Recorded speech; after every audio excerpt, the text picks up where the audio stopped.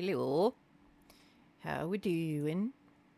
So, I know very little about this game other than it is made by the same people who made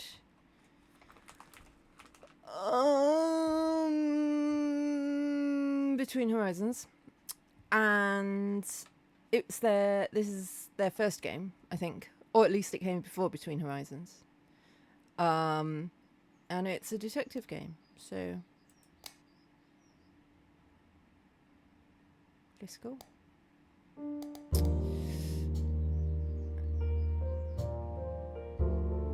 We're definitely going to play this. I don't think it's out yet, but it's on the list. Ba-dum-bum-bum.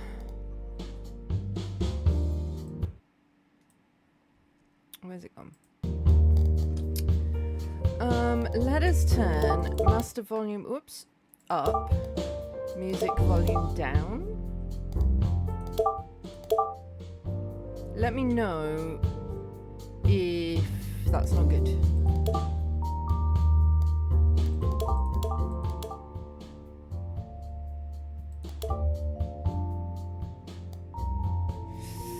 Because I will be able to change it.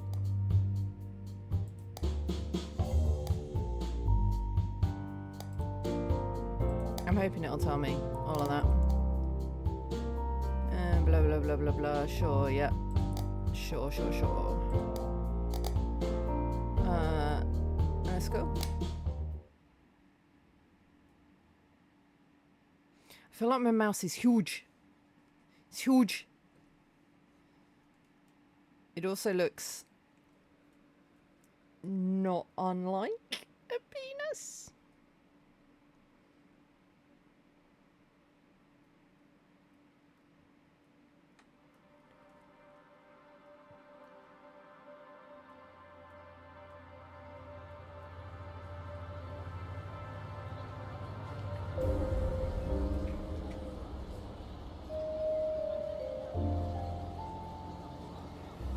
We might be in space again. I feel like I'm in a space era in my games at the moment. Everything I play is we're in space and things have gone wrong.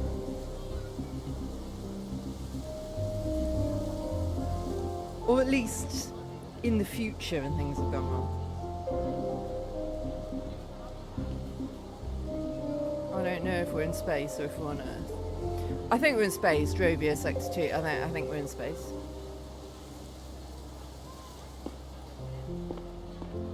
Can I run? I can run. Nice. I was going to say, is that a down?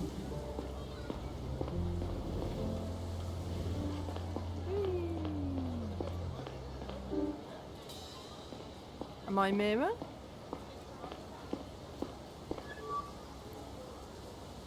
Oh no, I'm Noah. That was Mira. That was saying what her name is. She wasn't saying Mira.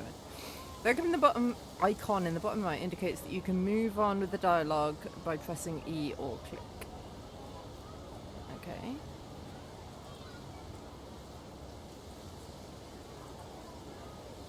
Hey Noah, long time no see. Oh no, I am Mira. Okay, I'm Mira, that's Noah. Got it. Yeah, it's been a while. I heard that a ship with new people arrived last night. I had a feeling you might be in there. How was your journey through space? We're in space. It sucked. I felt like I was buried alive with my parents. You headed downstairs, right? I'll come with you. So how's life on Drovia? I didn't really like it at first. There's not much going on here. Yet. Hard to imagine it's going to be like New Joran one day. But when you think about it, it's actually pretty cool. What is? Making history and stuff. Conquering a foreign planet. Building the first ever Savient colony. Isn't that exciting? I don't know. I feel like I've seen most of this place already. Well, they're still building it. By the way, where do you live? Our apartment is on floor -8. Near the stairs up to the common area. No way, you got one of those fancy apartments? I mean, ours is alright too. I think it's because of my parents' job. All the scientists are in that area. Anyway, I've got to get back home. Recess is almost over. Maybe you can show me around later? Actually, before you go, there's something I want to show you. Can it wait till this afternoon? I don't want to be late. Who cares? Come on, it's really cool. Today's my first day at school here. I don't want to make a bad impression on my first day. What do you want to show me? You'll see. It won't take long. Okay. Alright then. Alright, I'm curious, but let's make it quick. You won't regret it this way. What's this? Okay, so this is similar to the thing we had in the previous game.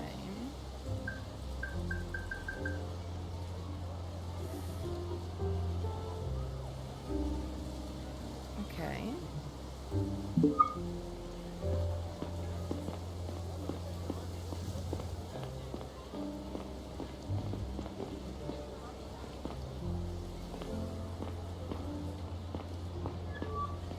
Are we allowed in there? The sign says this is a restricted area.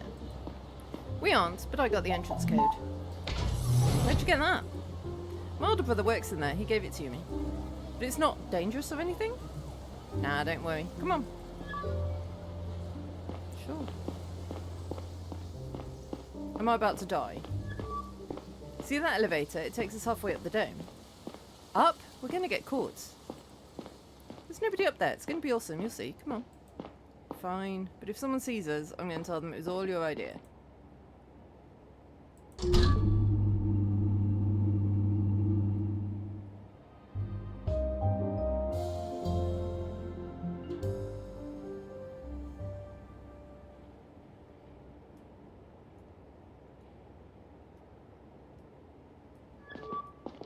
So what do you think? That was... wow. Right? Did you see the entrance to the mines? Crazy how huge it is, huh? Yeah, pretty impressive. And your brother works down there? It's kind of a scary thought. Really? I think it's pretty cool. Hey, wait a minute. Do you see the flag on these boxes? That's Gara's. So, why are they bringing stuff to our colony? Why wouldn't they? Maybe they're spying on our cool mining tech or something. No, Gara isn't our enemy. We trade with them and stuff. And besides, if you were unloading espionage equipment, would you print your face on the box? No, I wouldn't. I guess you're right. I really gotta run now. Thanks for showing me this place. It's really cool. Glad you liked it. Don't tell anyone we went up there, okay? I'll get in trouble. I won't, I promise. Hey Mira, I'm glad you're here. I kinda missed you. I missed you too. Oh, that reminds me. My parents gave me a new cell when we got here. We have to reconnect. Let's do it. And... here we go. Alright, see you later. Okay. Shows your current objective. Every conversation is logged. Okay, good.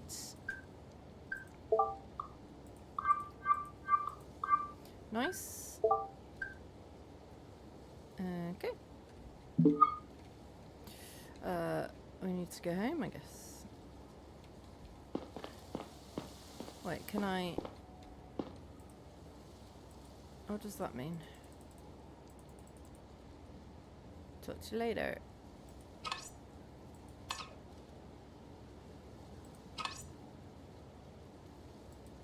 I don't know what that does. I'm assuming it'll tell me at some point.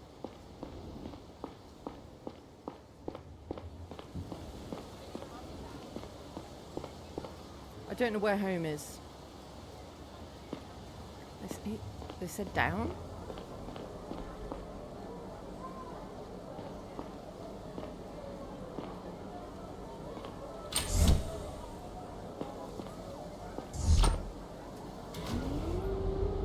Okay, so that symbol means I can press E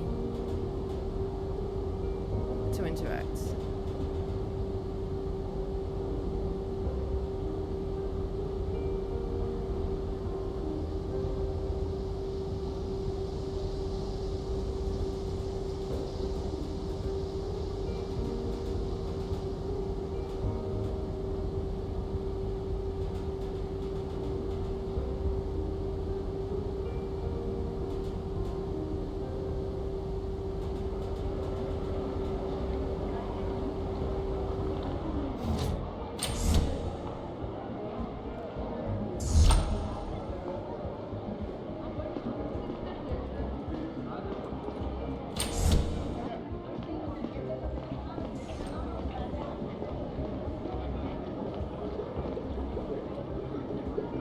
Banana, apple, wild fruit, blue ice. What's your flavour? Out of those, probably banana. Shipment of car sheet green caramel bars just arrived. Nice.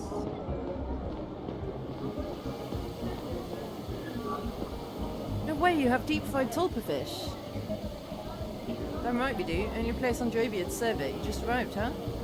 Yeah, it's my first day here. I'm so happy to see you serve tulpa. It was my favourite dish back home. So, you want some? Sorry, I'm in a hurry. School's about to start, but I'll be back this afternoon.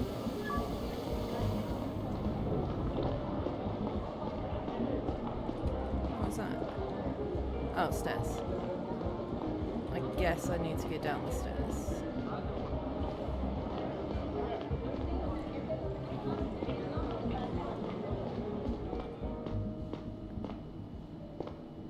That was a guess that this was the right way to go. Oh.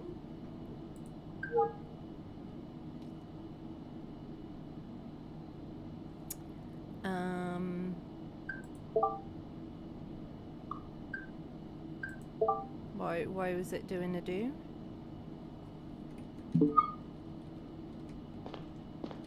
Maybe it was saving.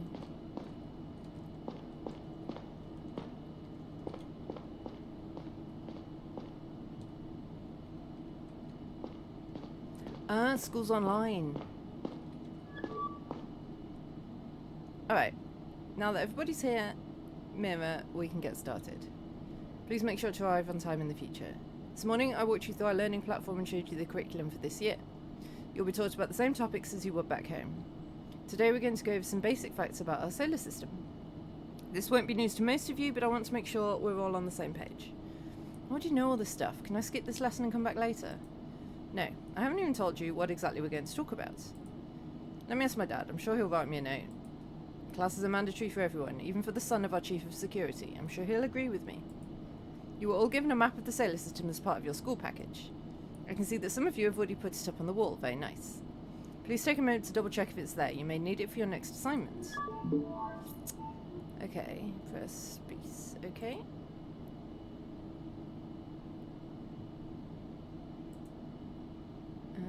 Okay.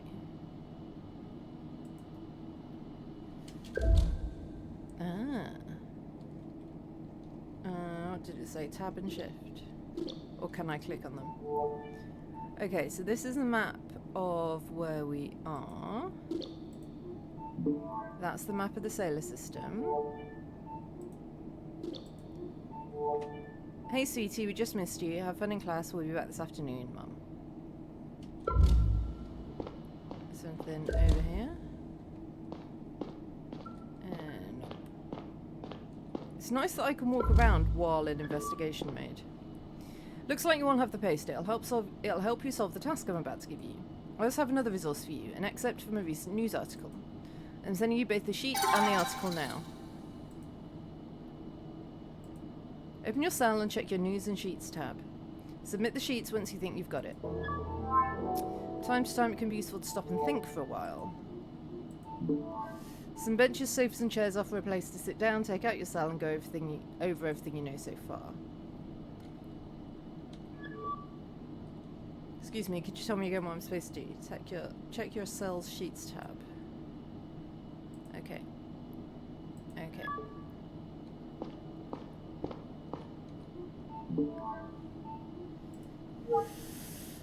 Whenever you receive a news article, it's stored in this tab. Select it to view the latest news. Okay. Sheets are there, and we submit them. Okay, so it's very similar to the previous game we played. For almost 4 centuries, lithium-ion technology was the be-all and end-all in battery technology. Up until recently, nobody would have predicted the sudden rise of tellurium-based energy storage. Just 2 years ago, scientists first succeeded in producing a tellurium-based prototype that far exceeded its lithium counterpart in terms of storage capacity, weight, power, and long... Why is that word breaking my brain? Longevity. I know that word. It's a normal word. It just broke my brain for a second. When vast amounts of supposedly rare Tilanium ore were discovered under the crust of Drovia last year, a new gold rush began, the likes of which we haven't seen since Gara's first lunar colonies. Two very different factions, Gara and a group of Saviance migrants from New Jordan, have already secured their spots on the planet's surface, eager to participate in this next technological revolution. Okay. So, the first colony outside of One, the cradle of humanity, was built in 1608. It was a small science base on Milan, one of the planet's 3 moons. Fast forward to today, the humanity has conquered most of the solar system. The colonization of Drovia started only about a year ago. Savians from somewhere, the closest planet to Drovia, have now established their own colony, your new home, Sector 2 on Drovia. This not only gives us Savians our very own nation, but also access to one of the world's most sought-after resources. Due to technological innovations, the price of that has... So, that one is Tilanium. And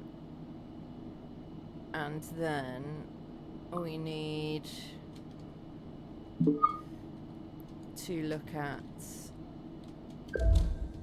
this. Hey K-Wolf, how's it going? So we're from New Joran. We went to Drovia. I don't know, it doesn't tell me what the names of the moons are. Whoops.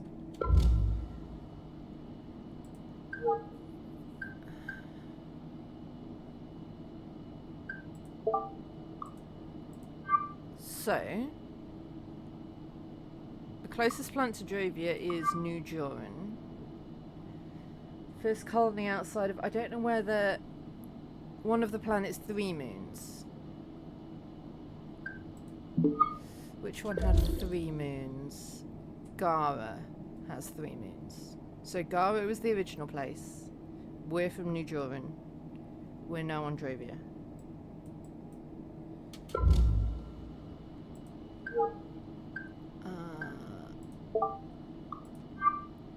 So Gara, New Jordan, and Tilanium. I do want to submit the sheet. Alright, Mira, I received your sheet. Let's go over it. The first answer is correct. Humanity originated on Gara and settled on the other planets from there. Let's look at the second question. This was an easy one, wasn't it? It's Savians from New Joran that created their own colony on Drovia. Now for the last question, that's right. We're mining Tilanium on Drovia. It's a very valuable resource nowadays. Good job, Mira. Looks like you have a grasp of this topic. Yay! We did a good job. Oh, let's move on to the next. Hold on, what was that? System connection closed. Call interrupted due to an emergency. Structural breach detected. Please relocate to the closest safe room as quickly as possible. They will be locked down in 60 seconds. Emergency exit plans have been distributed to all living units. You've arrived at a good time, K-Wolf. Wait, what? Oh, fuck. Oh, what?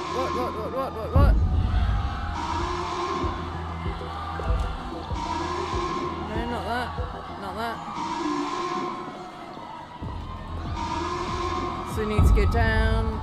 Okay.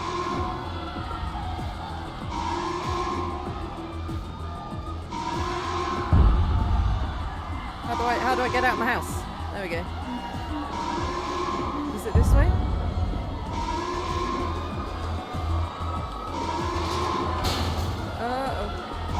And then this way. Help! Anyone, please! Oh dear. Hey girl, please help me, the door is stuck. Noah! Mira, come on, you've got to hurry. But she... Please just grab the door and pull. Of course I'm gonna. It's working.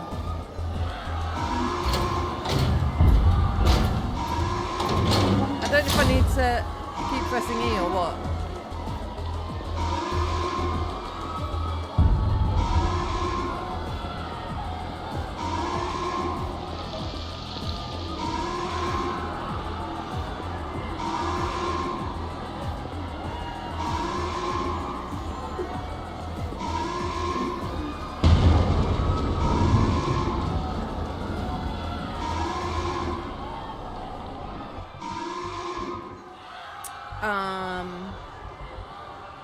Did I die?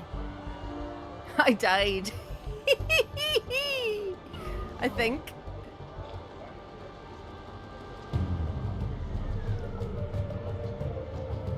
Even after 10 years, Or not. meeting your ex still feels kind of strange. Maybe not. Or maybe it doesn't if you don't still have feelings for her. And maybe it doesn't if the whole world isn't on the brink of war. I don't even know why I agreed to see Kat that day. My thoughts were still lingering on my work.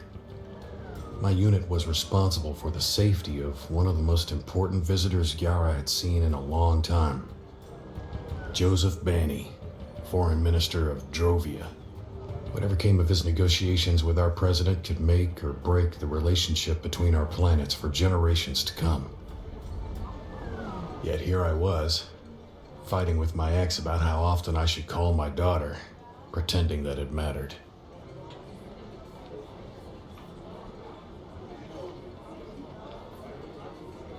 How are the sounds, by the way? Neil, did you hear what I said? Sorry, I got distracted for a second. Were you listening to the radio? I'm sorry, Kat. It's good. Okay, good. This whole thing has really put me on edge. You haven't changed a bit. You know how important it is this time. Yeah, that's what you said every time. Let's get back to Laura. That's why we're here, right? Don't know what else to say. You never visit her. You don't even call her back. You're being unfair. I watched that awful movie with her that you didn't want to see. Come on, that was over a month ago. And you've barely responded to her messages ever since. Are we a deadbeat dad? I don't understand how you can treat her like that. She deserves better. Honestly, I don't like spending time at our old place. What? Why? Oh, we're timed. It reminds me of our life together, I guess. You never seemed to care much at the time. You keep telling yourself that, Kat. Sure, I'm telling myself that. You were never home. I was starting out the CDI. None of us were ever home. Whatever, we've been having this discussion for a decade. Laura's a teenager now, and it would be good for her if she had a second parent to talk to. And good for me, frankly. Look, I'll try to do better. Great. Why don't you go up to her right now, then? She's home, and I won't be bothering you. I have an appointment. We should see our daughter, right? Yeah, okay. Really? Laura will be delighted. I have to go now. It was good to see you. You too. As I started walking home, I felt angry at myself. Not for failing to show my daughter how much I cared for her, but for actually not caring as much as she would have deserved. At least that's what I thought I felt like at the time. I was under a lot of pressure due to Banny's visit, and I found it hard to think about anything other than work. It said go up to see her.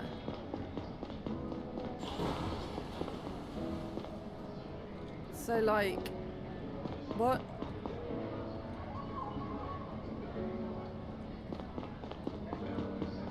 I don't know where I'm supposed to be going. Do I have a map? News. Ah, yeah, so that beginning bit happened 40 years ago.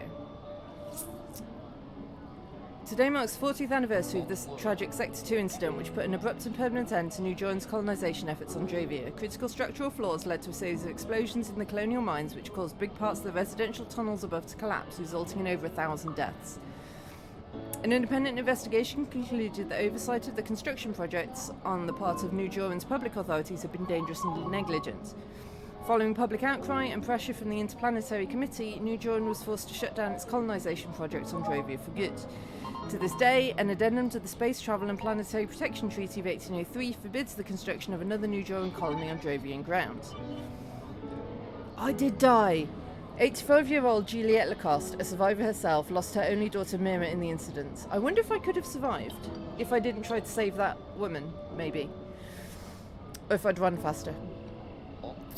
Lacoste had taken a job as a geographer, aiding with the analysis of mineral composition in the planet's crust. The tragic loss of her daughter ended up destroying her marriage as well. She moved to Gara and became a Garian citizen because, in her own words, she would never be able to forgive New Joran's government for what they did to her family. Lacoste will be on our special instalment tonight and recount her memories of the horrific incident.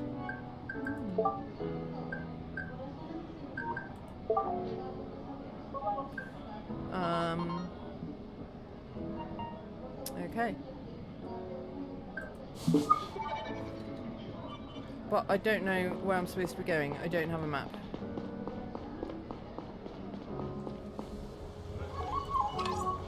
And I don't know what outline mode does. Maybe it outlines interesting things. Aha, there we go. That was a good guess, wasn't it? Going up rather than getting on the train.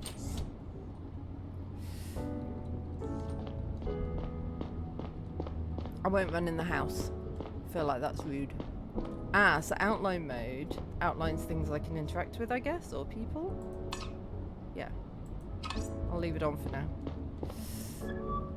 Hey, Laura. Oh, Dad. Hi. You working on your novel? Yeah. No, please stop looking at the screen. It's still very rough. What are you doing here?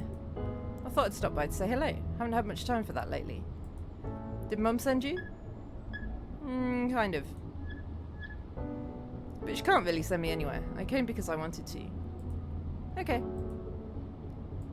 So, how's that novel coming along? Will I ever get to read it? I'm working on different text right now. I haven't had much time for the novel lately. I'm in that writing contest, don't you remember? I made it into the second round. Hey, not bad. That's great. I have to knock it out the park because I have to make it to the finals. All of the finalists participate in a workshop led by Hannah Slater. That would be so awesome. Who's that? You don't know her? Seriously? She wrote The Tree and the Asteroid. She's the best. Is it The Tree and the Asteroid? Is that one novel? Or is it The Tree is one and the Asteroid is another? Sounds good. I'm sure you'll make it. At least one of us is optimistic. I need to finish this within the next 2 days and it still sucks. I'll leave you to it then. Let me know if you want to go watch another movie. You did like the last one after all, didn't you? Yeah, it could be one. The Tree and the Asteroid sounds like a good name for a novel, but also The Tree and the Asteroid could be like 2 novels in a series. I don't know. It's ambiguous. I hated it. Sure you did. See you soon, Dad. I'll talk to you again. Don't look at the screen, Dad! Okay. I'm running the house now.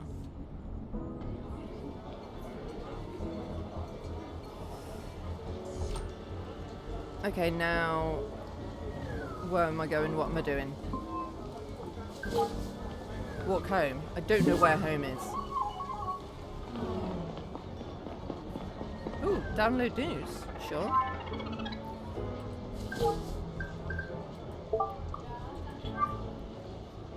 This morning, after a 6-week journey through space, the most important guest of this year's Interplanetary Trade Summit has finally arrived on Gara, Drovia's Foreign Minister Joseph Banny. Maybe in home upgrades, yeah.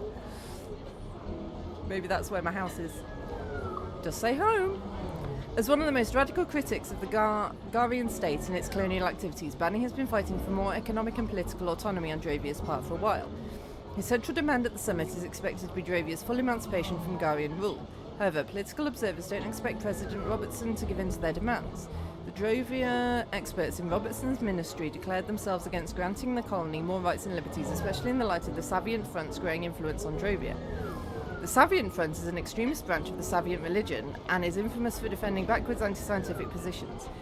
We were Savients on Drovia. That was the colony that we were in. It was a Savient colony that Mira was in. Drovian independence would inevitably lead to a stronger influence of this group in our solar system. However, if Robertson doesn't want to escalate relations between our planets, he might be forced to find some compromises with Banny. Okay, we're getting a lot of lore. I understand very little of it.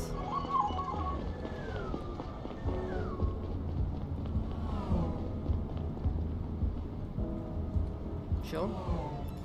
In post-cancer time, smoking is less lethal, but still... Smoking is a less lethal but still addictive lifestyle for many. Cigarettes can be bought all across the city.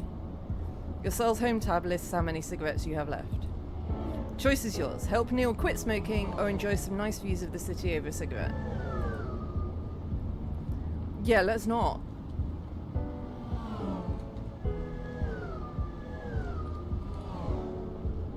This feels very,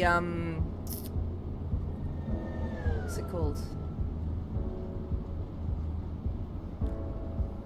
What's that game that we played? With the policeman. Who did the smoking and the drugs.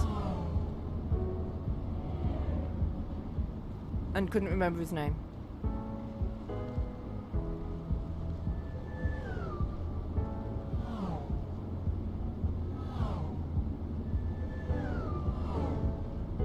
I can't remember the name of it. It's completely gone.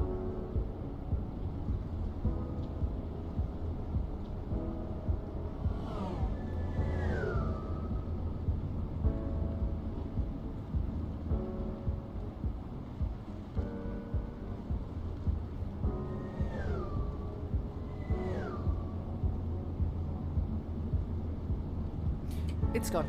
I'll remember it at some point. This says apartments, so maybe this is where I live? I looked at my reflection in the glass and down at the layers of city below my feet. I wondered why I'd opened up to Kat about feeling weird at our old place. I didn't want her to think I still missed her. Maybe I did, because something still hurt when I saw her.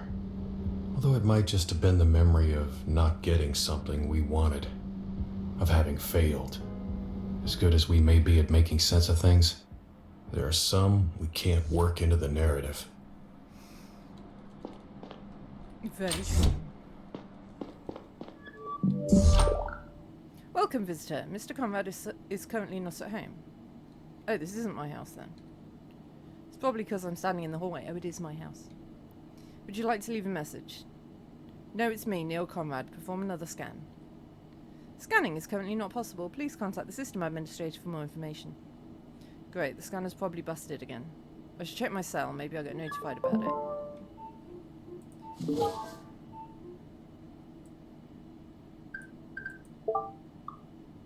Ooh. Hey Dad, I tried to call you but it looks like you were busy again. I just wanted to tell you about something that happened in class today. Remember those Dravian siblings I told you about? They got into a huge fight with some of my classmates over the whole independence thing. Felix said that Dravia would go down the drain without the Federation, and one of the Dravian kids just flipped out. Some other people joined and it got so bad we had to call our teacher to stop them from hurting each other. They all got detention. I'll tell you more in person next time. Love you, Laura. Hello everyone, the meeting tomorrow starts at 4 o'clock in room 174 at CDI HQ. We need to go over some security details concerning Banny's city tour. See you all tomorrow.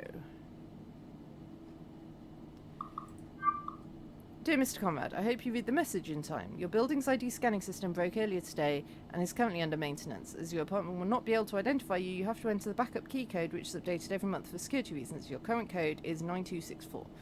I will keep you updated on the ID system status. I apologise for the inconvenience and hope the matter will be resolved shortly. Emailing me the code feels to my house. Feels not very secure.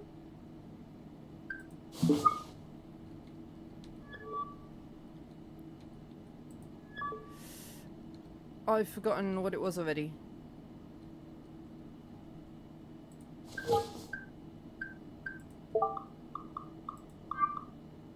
Nine 264.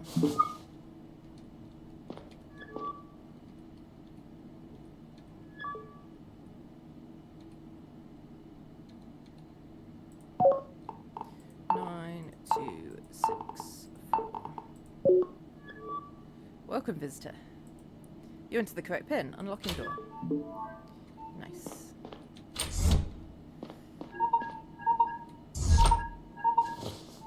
Telephone? Hey, Gary. So how'd that date with your ex go? Perfectly. What do you think? Well, I hope it was worth ditching me. What's the situation? Our job's done for today. Banny and his staff are with President Robertson now. Tonight they're invited to dinner with some fat cats. Things went over smoothly, nothing out of the ordinary so far. Is that like an iguana in a cage, or is it a poster, or... Oh no, it moved. Have I got a pet iguana? Seems like a very small tank for a very big iguana. But goddamn, Banny's guys annoyed the fuck out of me. They didn't miss an opportunity to call us colonialists. One more time and I might have punched them all in the throat.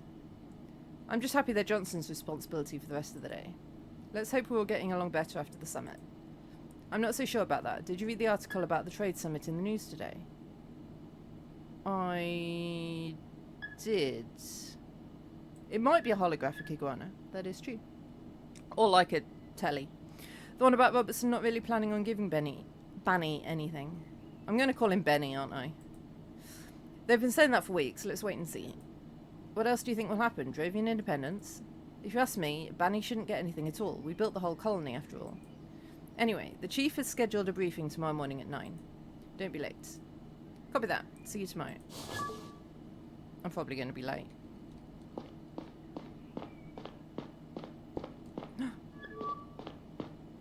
It's called Horace!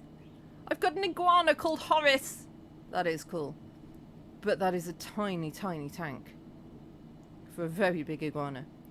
Hey Horace, how's it going? I'm going to pet Horace. It's a tiny tank.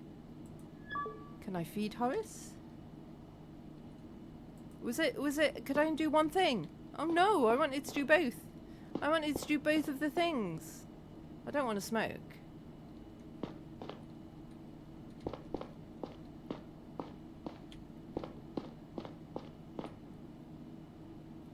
Maybe it is a chameleon, but even so, it's a tiny, tiny tank for it.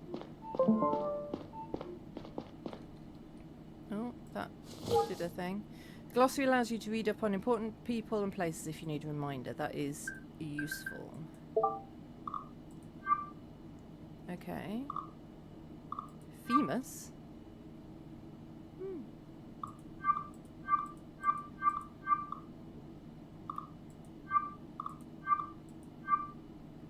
Okay. This is getting complicated already. Ah, my ex-wife. I still have her last name. Ah, you took your wife's last name. Interesting.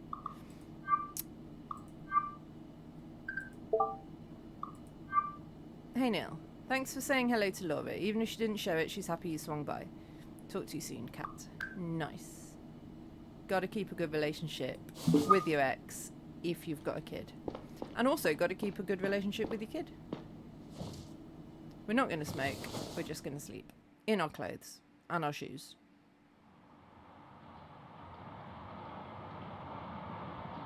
$2 a.m? Who's phoning me at 2 a.m? Hello? Conrad, it's me. Has shit gone bad? Everything alright? It's not. Banny's been... Oh, god damn it. Banny's been shot. What? How? What's his condition? He's dead. Where are you now? Here we go. He's dead? Asked you where you are, Conrad. I'm in bed. What do you think? I'm at my place. I'll have someone pick you up. You know I don't... It's a 15-minute train ride. I'll be right there. Make it quick. Okay. Fuck. How could that happen? I didn't even dare think about the impending political aftermath. If this was indeed murder, it couldn't be. I hope there was a mistake. How could it be not murder? Maybe Gary had gone crazy. Maybe I was dreaming. Foreign Minister Banny's death could be the tipping point in the conflict between Gyara and Drovia. This whole visit was meant to ease tensions between our planets. The political dude. Or someone accidentally shot the political dude the first at 2 a.m. interplanetary war. Fuck, Neil, snap out of it. You'll figure this out. Sure. Focus on the task ahead.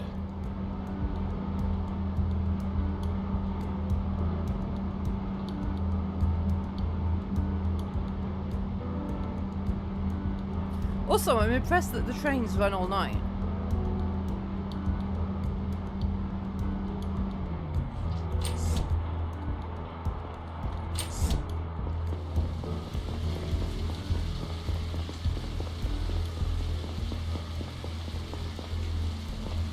What's going on there? Is this thing on or off? I don't know.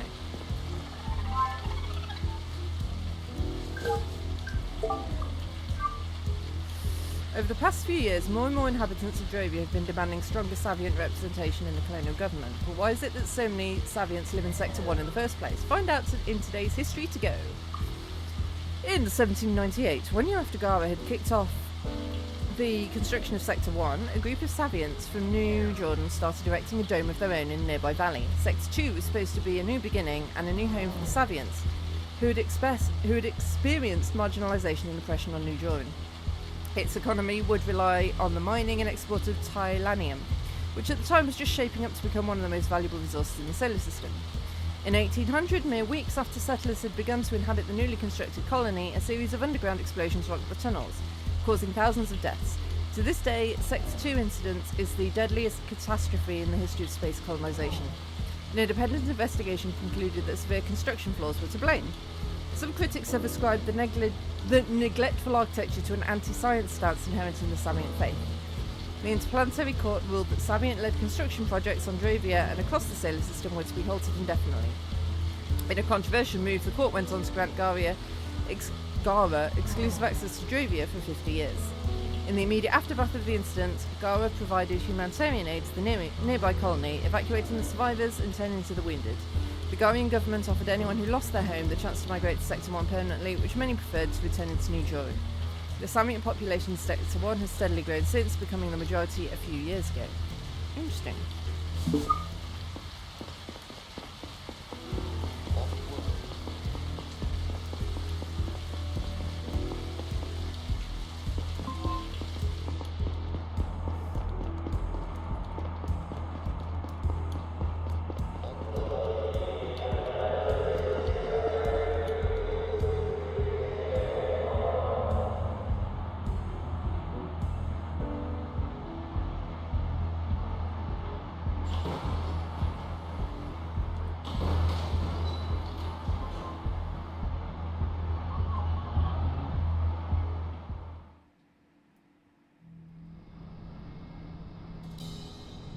Gara Mansion District.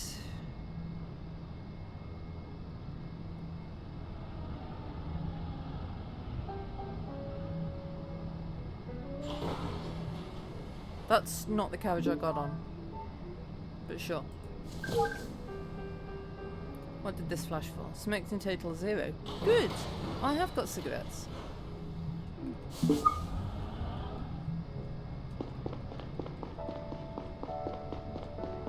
I'm not going to smoke them. Even if it doesn't give you cancer in this day and age, it's bad. There you are, comrade. Took you long enough. Yeah, sorry, I stopped to read the newspaper on the way. Evening, Gary. Fill me in. It seems like Banny was shot by a sniper when he was out on the balcony. Maybe it was an accident. Accidental sniper? Sure, it happens. His secretary was with him when it happened. Clean headshot. He was dead on the spot.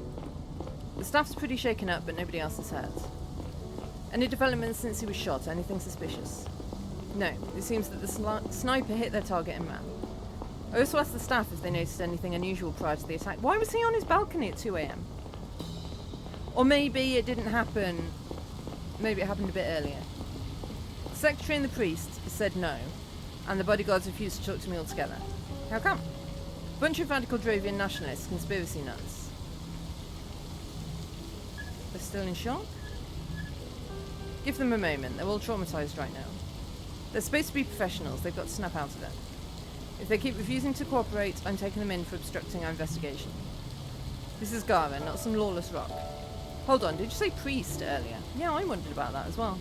I just assumed it was like a normal thing because he didn't make a big deal of it. Yeah, a guy from Banny's staff. He's a spiritual advisor and a somewhat prominent Savient front member. The guy's fucking annoying. Colroy says he can barely keep him away from Banny's body.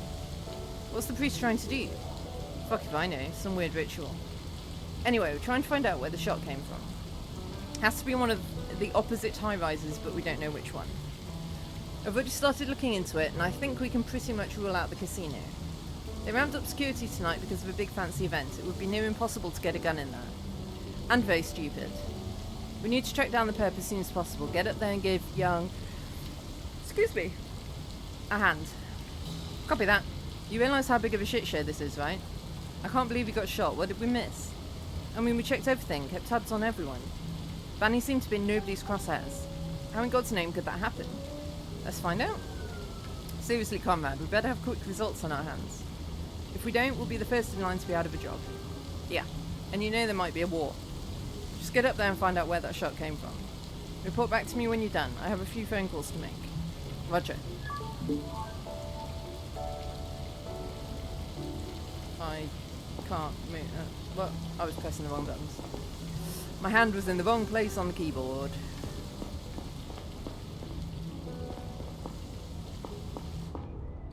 Could be a false flag.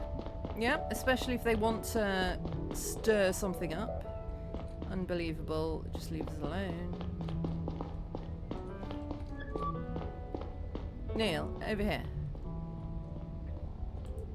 It's always nice to see you, except, you know, it's the middle of the night and there's a dead guy on the balcony. Yeah, well, I call that Tuesday. It's Friday. For real, I'm glad you're here. Gary's been acting like, you know, himself. I'm just setting up my mobile lab and I could use your help. Our number one priority is to find out where the shot came from. The chief already prepared a case sheet, so let me send it to you right now. He wants you to submit it as soon as you think you got it. Take a look around and talk to Banny's staff. Maybe that will get us closer to our answer. Got it? Oh, and one more thing. We're still missing an important piece of the puzzle. We didn't find the bullet yet. Let me know if you do. Alright, I'm on it.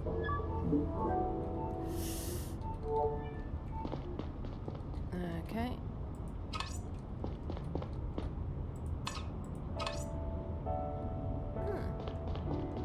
Oh. Yeah, I already did that, yep. Objects with yellow outlines can be interacted with. Orange outlines have something to tell you. Blue outlines hold no information. Grey means I don't need to talk to them. Okay. Okay. I kind of want to leave that on at all times. A wardrobe? How do I... Oh, I do that. The bullet disappeared into the wall right behind this closet. It's locked. Okay.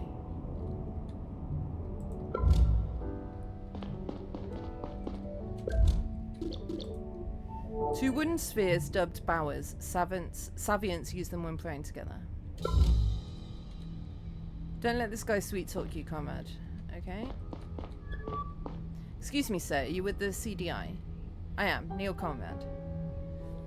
Pleased to meet you. I'm Priest Arjan. I was Mr. Banny's spiritual advisor. I kindly ask that you let me take off Mr. Banny's jewellery. It's a very important part of the Savient farewell ritual. We must free the dead from their worldly possessions so they can safely cross over to the afterlife. It must be done before the soul has completely left the body and we're running out of time. I'll hand the jewellery over to the CDI right away. It has no value to me. I understand, but I can't have you moving the body. It's crucial evidence that can't be tampered with. Do you believe in something, Mr. Conrad? It doesn't matter. My personal convictions are irrelevant here. The CDI has a clear protocol concerning the handling of murder victims, and it does not allow touching them. So you believe in protocol? Listen, Mr. Arjun, I'm not here to discuss philosophical questions with you. Please, I will be very careful when taking off the jewellery. I will make sure not to alter any of the evidence. The Garian state likes to pride itself in its tolerance and liberty. This is your chance to prove to me that those are not just empty words. I'm sorry, we can't take any chances here. If you want us to find the culprits, please stay away from the body. So, they're empty words after all. I pray for the corrupted Garian soul. Alright then, I'm sorry.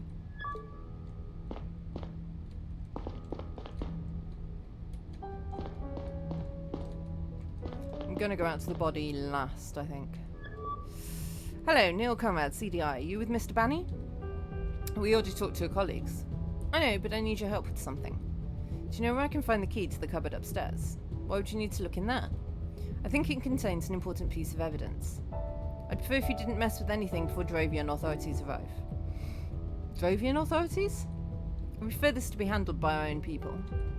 The sniper will surely be off-planet by the time that happens. We'll share our findings with them anyway, I promise. Oh, like you promised to protect Mr. Banny. Excuse me, who is his bodyguard? I understand you're upset. We'll take full responsibility for this when the time comes. You will, huh? What will the punishment be? A promotion? It's okay, Eddie. We don't want to fight. It's only convenient for Gara that one of the champions for Drovian independence is out of the picture. Please calm down, sir. We're all on the same side here. I understand how you feel, but the perp is still out there. We need to get to them quickly. If they have another target, we need to find out now. Shouldn't be too hard. Who else is pissing off your government? Please be reasonable. I'm not your enemy. Yes, you are. Listen, the assassin might be on their way to the next Drovian target right now, and you can't do anything about that, but the CDI can. You decide if your personal grudges are more important to you than your people's safety. Just give him the key. It's not like there's anything in there. Fine, here's my keychain. This better lead to something. Much obliged. Nice. Anything else?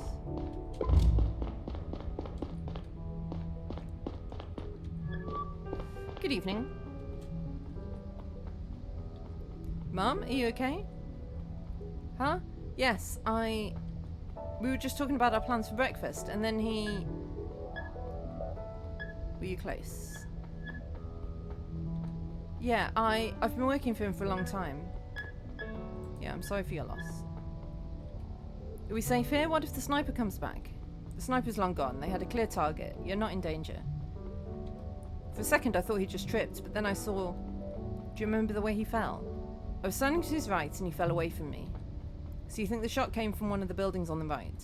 I guess so. I just stood there and stared at him. Then Smith came and pulled me inside. Thank you. That's it. People are on their way to keep you company. They should be here soon. Okay, so before we go and investigate the wardrobe and the body, it is time for a quick break. I'll see you in a couple of minutes. I'll shout you out. Danberg is awesome and falls off platforms in hell slightly less often than I do. And you should go give them a watch. I can't watch them very much because they live in a stupid country with stupid time zones. But you might also live in a stupid country with stupid time zones, and you might be able to watch them even if I can't. How's that, Dan? Blowtorch! Wait!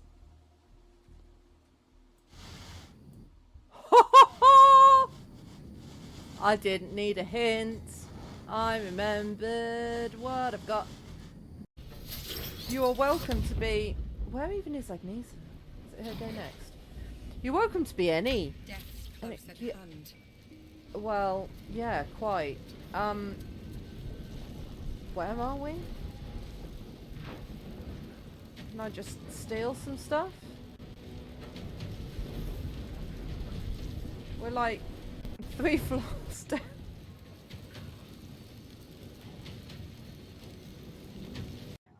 I don't know why I'm trying to read it. My Cyrillic is not the best.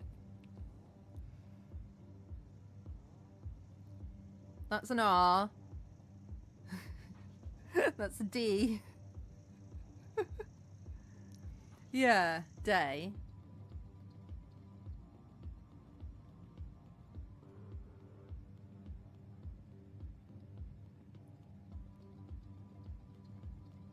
Oh yeah, Billy Resurrection Time, Annoy Neighbours, White Collar Day, More Drinking Day, Geiger Day.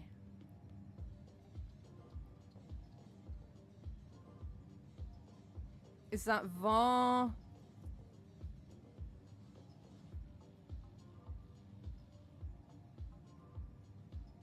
Vartam? I don't know. I don't know why I'm trying. Oh. Oh no, no, my dear dark gods below, no! A memory shard. Little Container smile. into which brief men Down here in the basement with this guy. Is that funny? You know, Mr. Not in any of our data. Subtract UK off of you and Lilith, so. Alright, pick a direction! Yay! So yeah, just spam right click. Guys, I got some bad news. Suzaki's dead. No! No! What just well, happened? well, Suzaki, No! that was a turret. Turrets shoot you. I hope you've learned a lesson. That's some Why are we not eating the nachos? in the closet. Oh, sorry. It's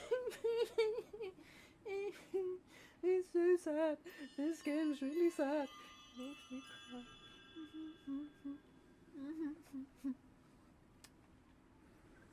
Yeah, I know. I know you want fried chicken. We all want fried chicken, but I don't know how to make fried chicken, so...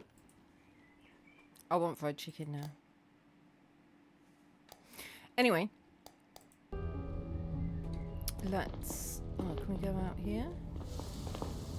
Is there anything out here to investigate? Nope.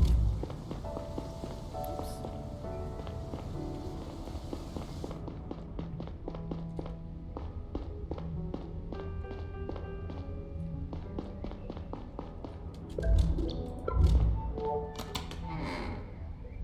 Ooh.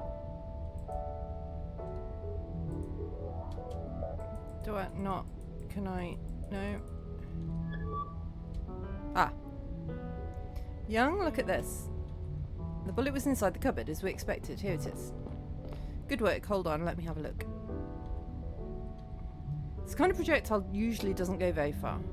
They probably used a comparatively small rifle to better disguise the gunshot. It was fired from a distance of no more than 200 meters, I would say, 250 tops.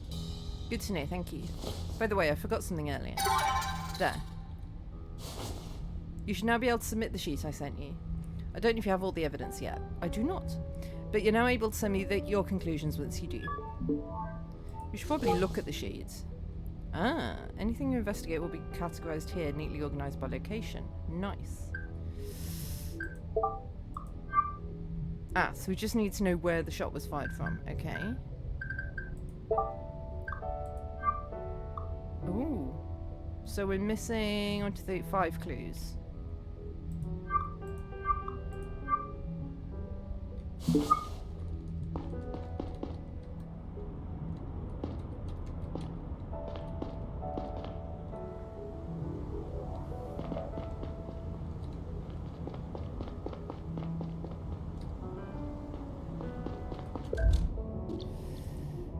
Gadel Hotel, those are all over the city, 180 metres from here. Farnminster Banny, as dead as it gets, clean headshot.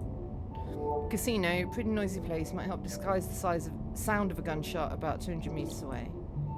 Sakura Hotel, looks like a fancy place, even at a distance, maybe 150 metres away. Rocket Tower houses some multimedia conglomerate, about 300 metres away. Okay, so... the witness said it was from the right, so it's one of these two. We know it's not the casino because they had heightened security, and it's got to be close, so I think it's got to be the Sakura Hotel, right?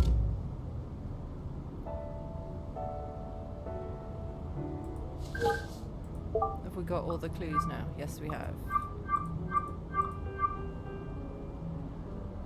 Yeah, because the Rocket Tower is too far away. The Gadel Hotel is the wrong side, so it's got to be the Sakura Hotel. I think.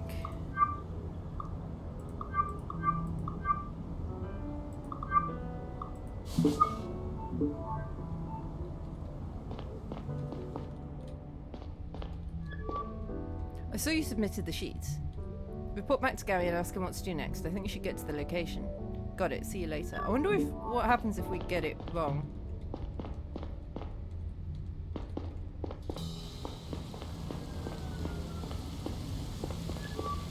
Any new findings? The bullet probably came from Sakura Hotel. Good job, comrade. I'm sending Saito to lock the place down. You head over there. I'll catch up as soon as I can. Listen, about those bodyguards. Yeah.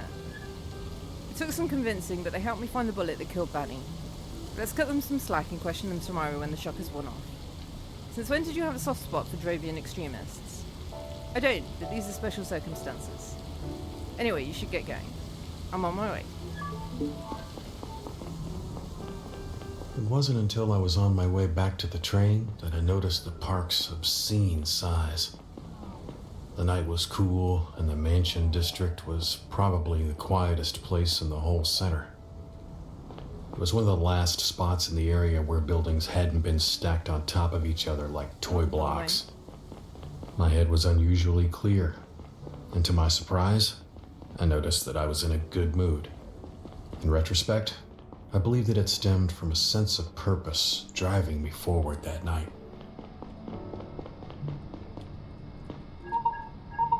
Oh, telephone! Young, what's up? Listen, Neil, the police just got an anonymous tip from the Sakura Hotel. Whoever sent it to them didn't provide a lot of details. Just that they'd been in contact with a suspicious person. Oh, suspicious! Why so vague? I don't know, but it looks like you definitely got the right building. Thanks, young. Talk to you later. That's nice.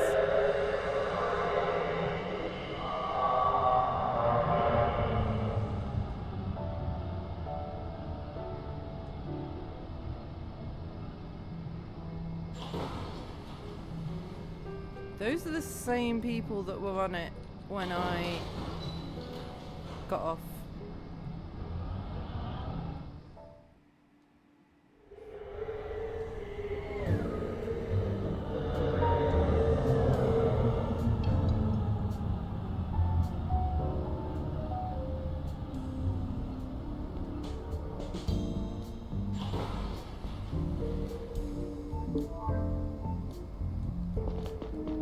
I don't know which way is the way out.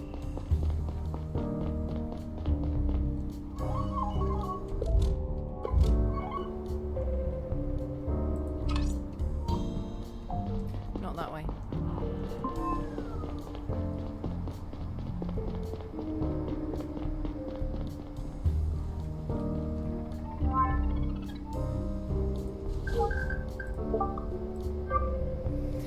The possibility and potential consequences of an independent Drovia have been hotly debated in politics and the media lately.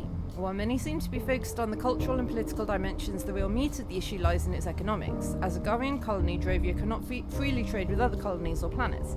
Instead, it's forced to export its raw materials, like the ever-important Telanium to Gara, under market value, which then processes or resells it at a profit. The big winners here are companies like Gara-based mining giant Milex, but also Gara itself, whose hegemony over the solar system is somewhat dependent on its Telanium empire. If Drovia were to gain independence, then it could start selling its Telanium to the highest bidder, which would spell massive economic damage for Gara and some of its biggest companies. What's hegemony?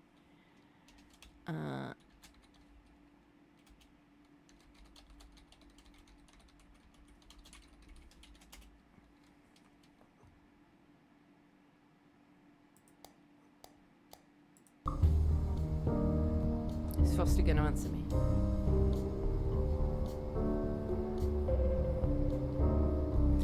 Hegemony means the dominance of one group or state over the others. Think of it as powerful influence or control, often without direct force, just setting the rules.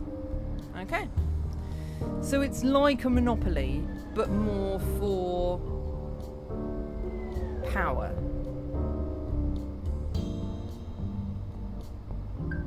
Rather than goods, I guess. How do I get out of the train station? Oh, these are stairs. Okay. Good evening, Neil. Hey, Saito. Looks like you beat me here. Well, the rest of us use cars, you know. I know. Let me bring you up to speed. We locked down the hotel and told the staff that nobody can go in or out. Holloway is keeping an eye on everybody in the lobby. I flew a drone up to the highest room. Long said that's where the sniper might be. It's empty, lights out and no signs of life. Figured as much. Snipers usually don't stick around. But I did see lights on in the room below. Maybe the guest in there saw or heard something. I'll pay them a visit. The receptionist said the sniper's room was rented out to a gentleman named Diaz. I got his ID chip number already. Woo. Currently running a citywide search for it, but without success so far. Do we know what Diaz looks like?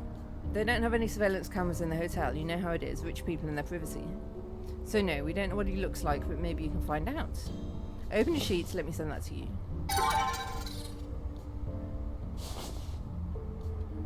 What did you tell the staff?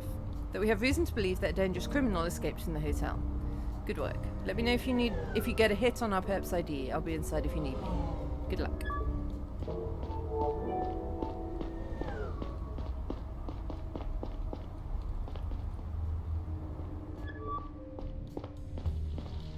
Good evening. Good evening. Neil Conrad, CDI. Could you answer a few questions? Naturally. Do you have any relevant information on Mr. Diaz for me? Anything suspicious? Nothing out of the ordinary. I sent all the information we have to your colleague. Payment info, ID number, those kinds of things. I see. I'd like to have a look around Diaz's room. Do you have a universal key card or something? If it's absolutely necessary, yes. It is. Here you go, sir, but please be careful not to disturb any of our guests at this late hour. Thanks, I will. Good evening, Agent Long, CDI. Hey, Gary, I've got a key card. Let's have a look at Diaz's room. Alright, let's get up there. Please keep it down in the corridors if possible and mind the carpets. Can I just run around yelling? Ah! Hello. I'm watching the witnesses while you're upstairs. Okay. Ah! Ah!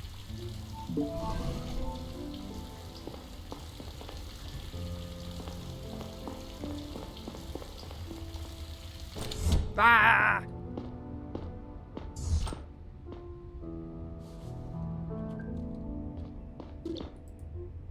Enormous empty whiskey bottle and a pretty expensive one at that, judging by the receipts. Okay, but they can't have shot drunk, can they? It's a piece of paper, empty except for a strange hand-drawn symbol in the middle might be relevant. It might be.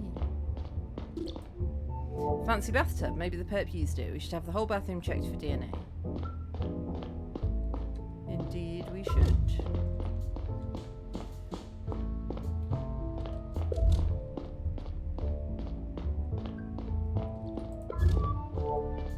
Hey Gary, could you come over for a second?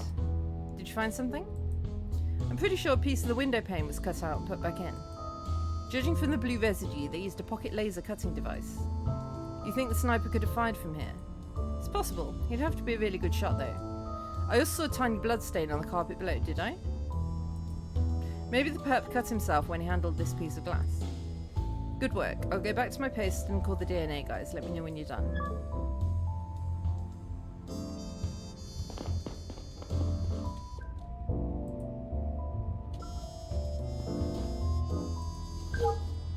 Must be a powerful laser pointer.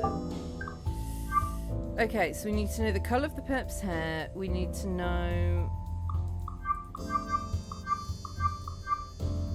what they've got, and their beard is whatever. Okay.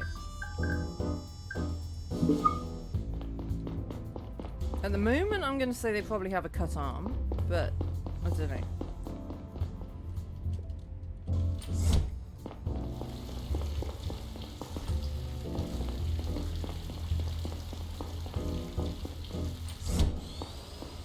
Oh, I'm not knocking. I'm just walking in.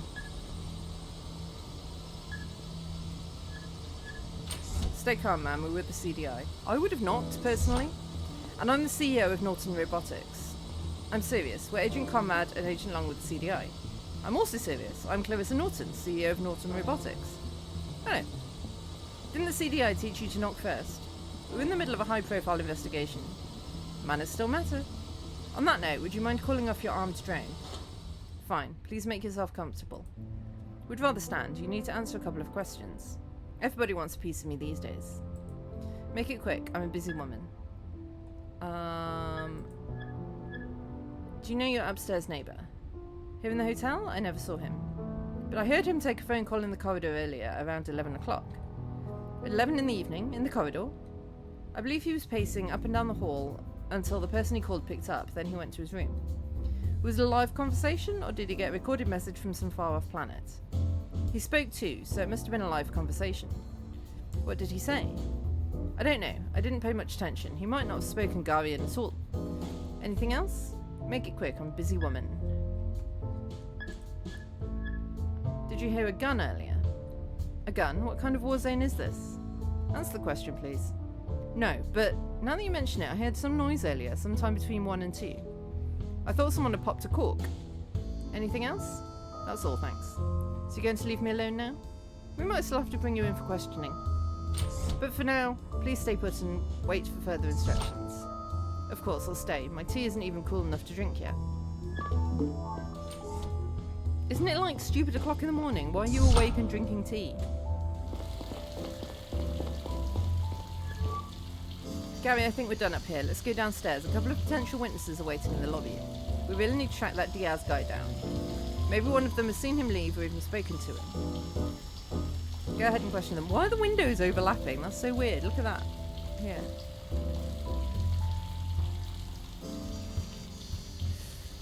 You should also have a look around. It's no crime scene, but you never know where you'll find a clue. I'll be waiting at reception. Come talk to me once you think we're done with the place. Okay.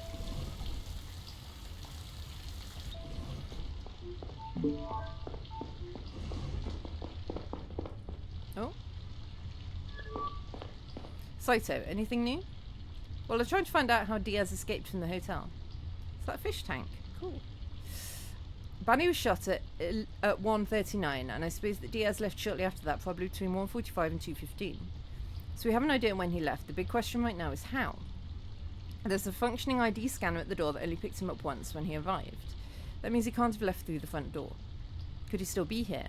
No, I've had my drone scan the whole building for his ID twice already. He must have gone out through the back door, but you don't get far that way by foot. My theory is that he was picked up by a getaway driver in the backyard. There's a vehicle tracker on the launch pad that scans each car at the exact time it lands there. They're flying cars!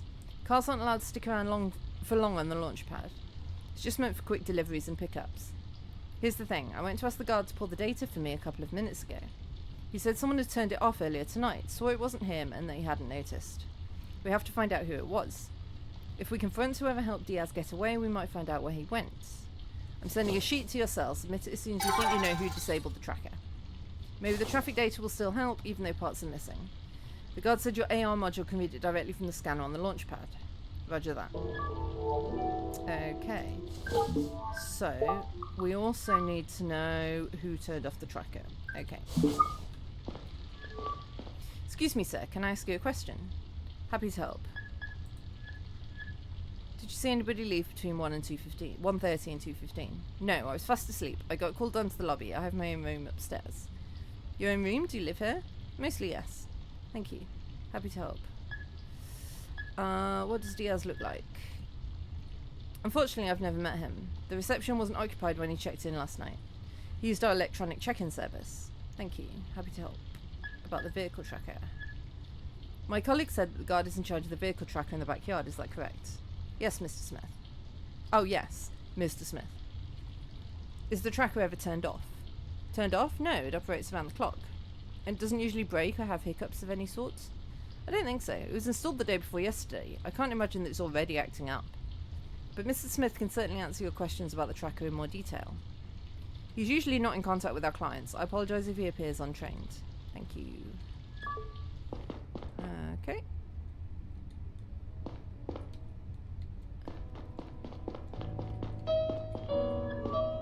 Excuse me, sir. How can I help you? Did you see anybody leave between 1:30 and 2:15? I was right here all night, but I really didn't pay attention to that, sorry. We gave a concert earlier, and I kept playing for the people that stuck around. Thank you. Have you met Mr. Diaz? Diaz, the guest from the 8th floor? I think I talked to him yesterday. He was having a late night drink at the bar after he arrived. I was packing up my things when he went to his room. I asked him about the viola he was carrying. Quite an expensive model, I have to say. A viola, huh? Did he show it to you? No, he kept it in his case. He generally wasn't the talkative type. It's the rifle! What does Diaz look like? He's a redhead with a beard. Thank you. That's all for now. Nice. So, we've got... He's a redhead with a viola case. He didn't say he had a red beard.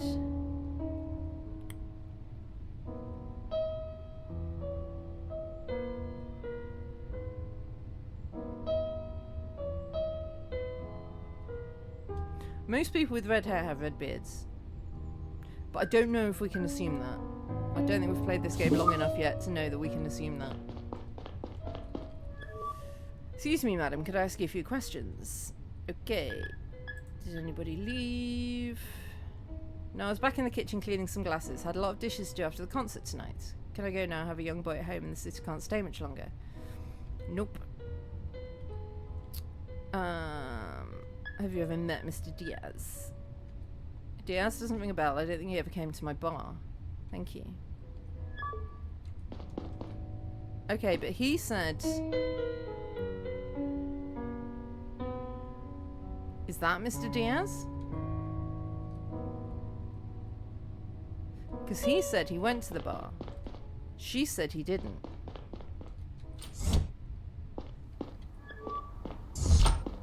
Evening, could you answer a few questions?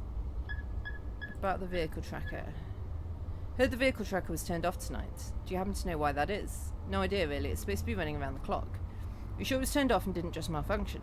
Pretty sure, it said it was offline. I just turned it back on and it seems to be running fine now. Plus it's only been there for 2 days, it's a good brand too. Can it be turned on or off from anywhere other than this booth right here? No. And it's just been you here all night, nobody else. Well, sometimes I take a break. I usually ask Felicia or Burned to take over and keep an eye on everything. Felicia or Burned? Felicia's the bartender, the one who won't shut up about her stupid kid. Burned's the pianist. Okay. Did they take over for you tonight? Yeah. I think Felicia at 10 o'clock, Burned at 45, both about 15 minutes. Thanks. I'm thinking it's the piano guy. Have you met Mr. Diaz? Diaz, who's that? A guest from the 8th floor who arrived last night. No, haven't talked to any guests in a while. Okay. Did you see anybody leave between 1:30 and 2:15? Or a car picking someone up? Could be. A bunch of people got picked up after the concert. But I'm more interested in people going in than out. I see. When was the concert over? Started at 8:30, took about 3 hours. So that's 11:30? Some people stuck around the bar a little longer. Thanks. That's all for now.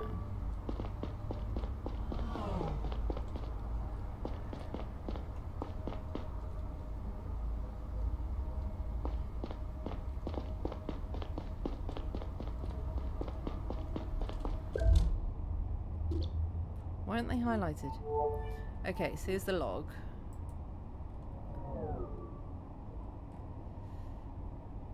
So we've got logs for around the time. I can't remember what time he said.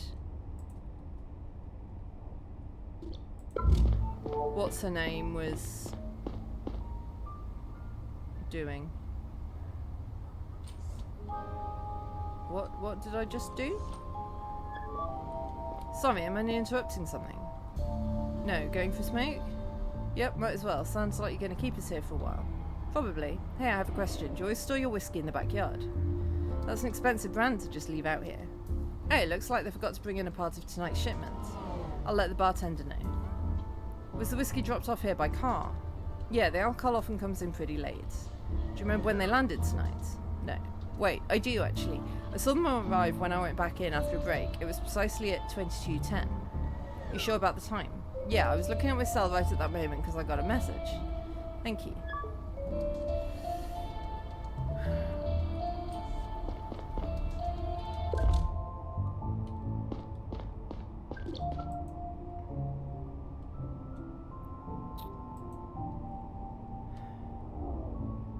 So we don't have anything landing at 22:10.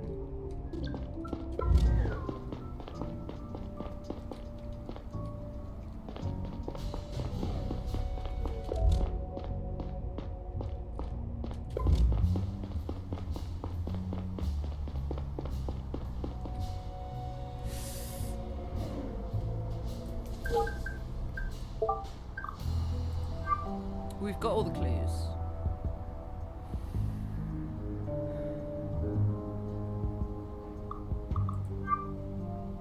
What is the strange hand-drawn symbol?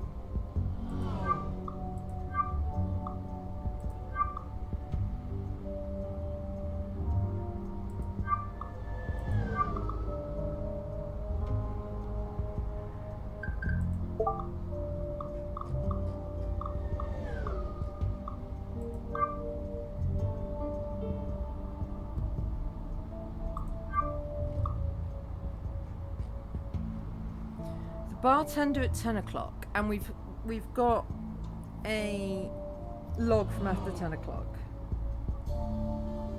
but then nothing after 10:04. So maybe Felicia turned it off.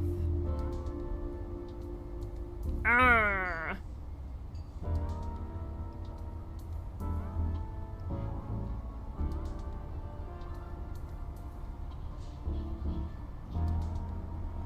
So Burns said that the whiskey thing arrived at like not long after 10 o'clock, and we don't have that. So it must be Felicia turned it off.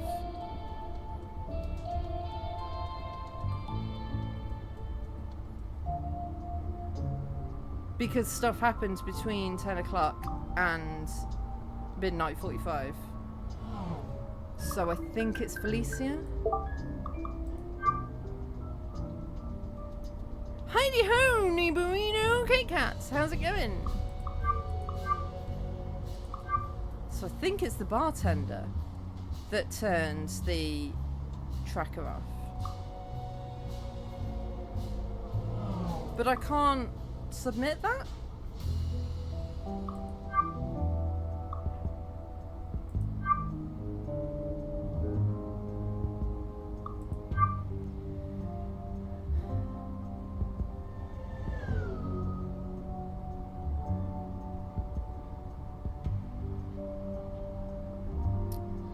Also this. Are we thinking... I don't trust the pianist, but...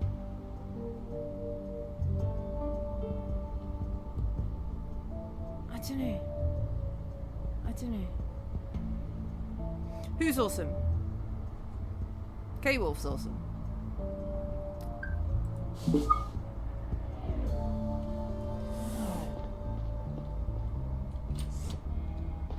This is our first proper mystery, and I'm... Oh, we can talk to her again. Excuse me, madam, could I ask you a few questions? Okay. The vehicle tracker was turned off earlier, and I'm trying to find out why.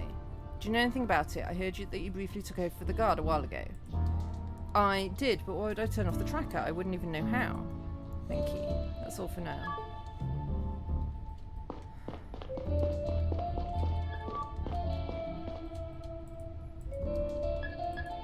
Same question to you, my dude. I did, but just for a few minutes and I touched nothing. Was the tracker still turned on while you were there? I really don't know. I just sat there until he came back. Thank you.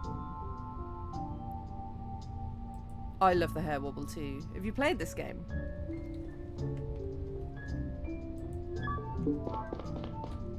Yeah, the hair wobble is excellent.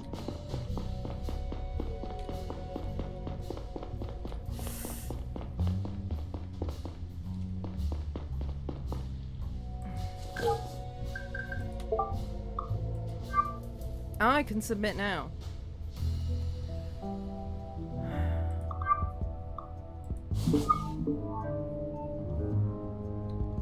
I think it must be the bartender, right? Ooh. Ah. That's just for sits. Excuse me, I'm afraid we have to have another chat. I've really got to get home soon. I don't know if you have kids you've got to take care of. You'll be lurking. Love a lurker. Thank you, Kate Cat. The guard told me that you took over for him during his break at 10 o'clock. After that, no more vehicles were scanned on the launch pad. However, the guard said that people were picked up in the backyard all night. According to the pianist, there was a delivery shortly after 10, but there's no record of it. The tracker must have already been turned off. Care to explain what's going on here? I don't know what you're talking about. If you won't be honest with me now, I'll have to take you in for questioning. What? No, I have to get home. Mr. Diaz is suspected of being involved in an interplanetary murder case. I don't have to tell you how serious it is to be complicit in something like that. Murder case? Shit, I didn't know what he was up to, okay? It was about the money. Did he kill someone? Please tell me everything from the start. Diaz was at my bar last night. He offered me a drink. First I thought he was going to hit on me. But then he said he needed my help, that he was expecting a visit today, and that his visitor wanted to stay under the radar. He asked me if I could do him a favour and turn the car tracker off, offered me a bunch of money for it. I had to take it. I really needed it, okay? I didn't think it would do any harm. I assumed it was about a secret lover. Maybe a famous one. Wouldn't be the first time around here. It's also pretty commonplace that our guests ask for special favours. This was a pretty small one, honestly. And then I saw Diaz leave tonight. He was picked up by a guy in a white van. I realised he had lied to me and I got cold feet. That's when I called in the anonymous tip.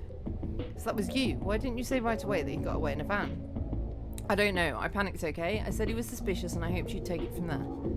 I didn't want to implicate myself by drawing attention to the car. I see. A white van, huh? Did you catch any more details about the car or the driver? No, I'm sorry. What does Mr. Diaz look like? He's a skinny, tall guy with red hair and a red beard. Okay, so the pianist was telling the truth. Please, you have to understand, I didn't think it was a big deal. You can't tell anyone. I can barely make ends meet. I can't lose my job or go to jail. I have a son. Yeah, but you're helping an international assassin. No. I'm sorry, but I can't let that slip. You helped a dangerous man escape. Shit, I really didn't mean to, please. I mean, it's not... Just, you know. Don't do shady shit. I think I might know how our guy escaped. He bribed the bartender to turn off the vehicle tracker in the backyard. After she did that, a white van came to pick up Diaz. The bartender gave the anonymous tip to the police when she realised that Diaz had lied to her. Sounds like a risky plan, banking on the cooperation and silence of a stranger like that. I think that part was improvised. The tracker was installed only 2 days ago. Don't you think she might have been an accomplice from the get-go? Unlikely. If she was, I don't think she would have called in a tip. Maybe, but we should have her arrested to be sure. Yeah, I think so too. Let's do that and focus our efforts on the van now. We can't let people off crimes just because they've got children. Gentlemen, I've been looking into that white van while you were talking. A vehicle matching the description passed by a nearby security camera at about the right time. Pretty sure that's it. I followed its trail. It was last scanned a few minutes ago and seems to be parked now. Where? In the lower layers, just a few train stops away. Excellent work, comrade. You go check it out. I'm waiting for the chief here. He's on his way. Wanted to see this place for himself. And I'll get back to HQ. I'm with more help with the database at my fingertips. Copy that. I'll catch the next train and keep you posted. But also, I mean, we know what he looks like now, but I can't submit. Okay.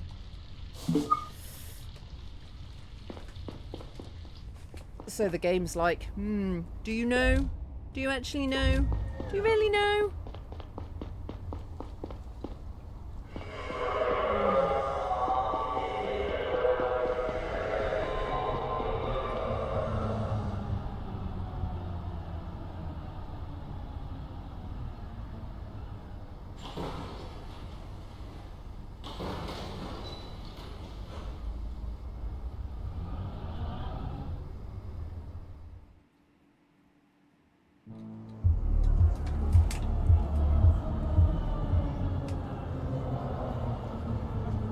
This looks like a fun area of town.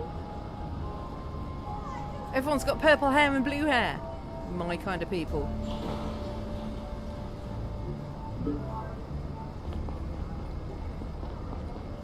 We will turn that back on, please, and thank you. We like outline mode.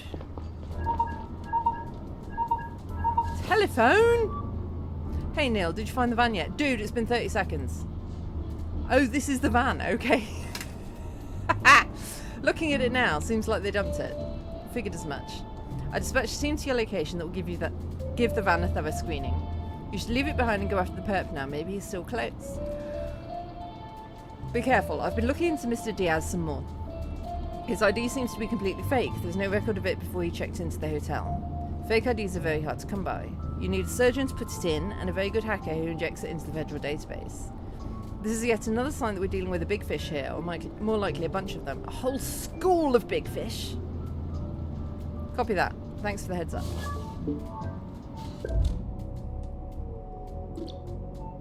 This must be the van we're looking for. It has no license plates.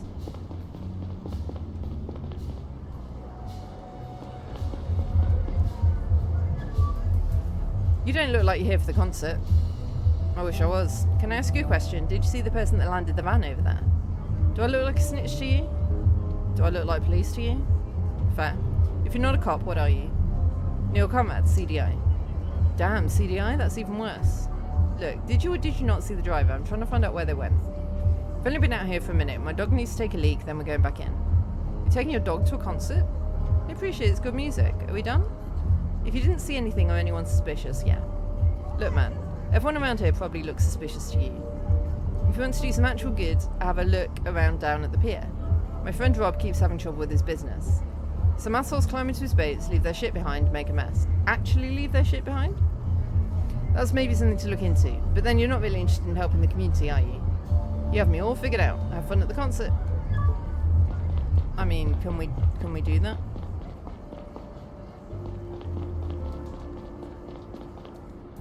Oh, that's a chair for sitting in.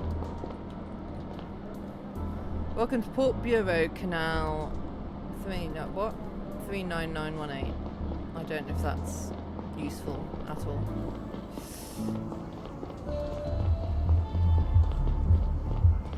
guess we have to do this.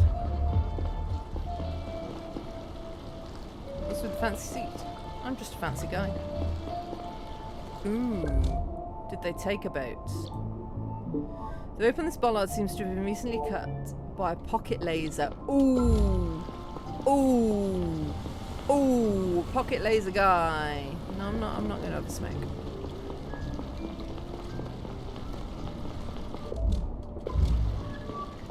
Excuse me, sir.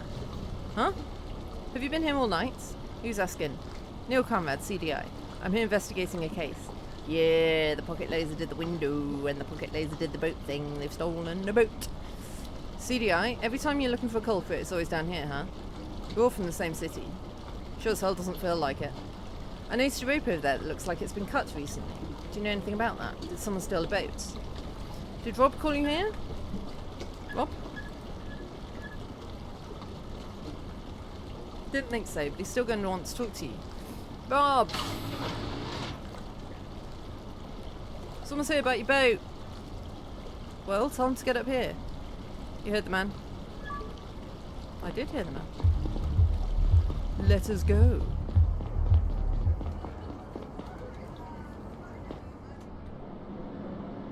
Hello, Rob. Hey, that was the first time the cops have responded to my call. I had some punks vandalise one of my boats last month and nobody showed. Yeah, I'm not with the police. I'm not going to lie to people. Sorry to disappoint you, but I'm actually not with the police. Neil Conrad, CDI. CDI, what the hell are you doing here? I'm investigating a different case. You might be able to help me. What about you helping me? Why does the police ignore me and everyone I know?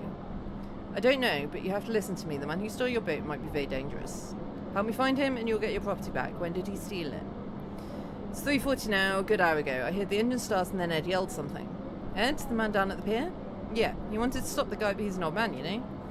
I went out to see what was going on. The boat was already leaving the port. I see. How long had it been in this harbour prior to being stolen? For over a week. Wasn't booked a lot lately. Is there a way to track it?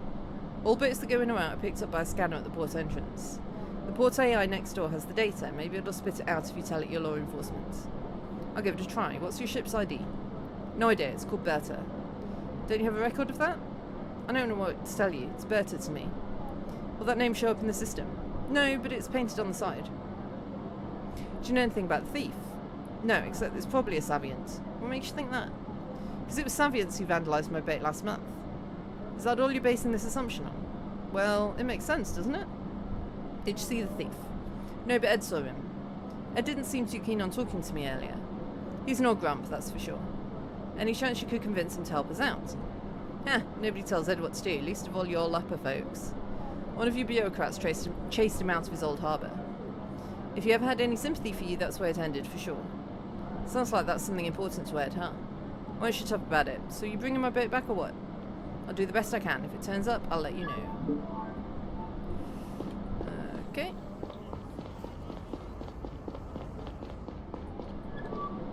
Welcome to the Port Bureau, visitor. What can I do for you? Show me the recent traffic data of this harbour. Access denied. Traffic data is not a matter of public record. I'm Neil Conrad with the CDI. Scan my ID. Scanning.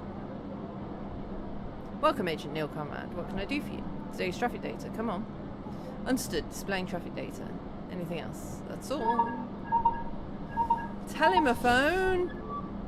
Hey, any updates? You have got amazing timing, mate. Not yet, but maybe soon. I think our guy stole a boat. A boat? Why would he do that? Maybe to avoid scanners. Boats aren't tracked as closely as cars or pedestrians. Still, the boat should be easy enough to find. They're slow, and there are scanners at every port entrance. Problem is that I do not know the boat's ID yet. But I do have a record of the local traffic data on screen right here. Traffic data again, huh? Do you know when the boat arrived and when it left? Approximately. I should be able to identify the right one on that list. Just give me a moment. Send it to me via keypad as soon as you do. I'll call you back if I find the boat. Will do. Talk to you in a minute. Okay, so... outgoing boats. Didn't he say it was about... when did he say it was?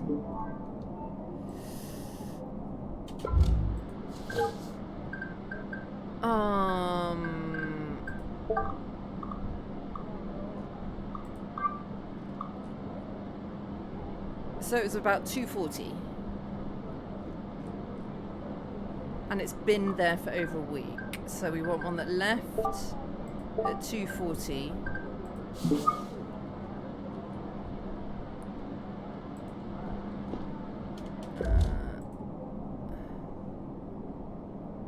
So one of these two. But it did not arrive in any of these because this is just the last couple of days. So we're looking for 683,098 or 220190. 683,098. So it's not that one. So it's got to be 220190.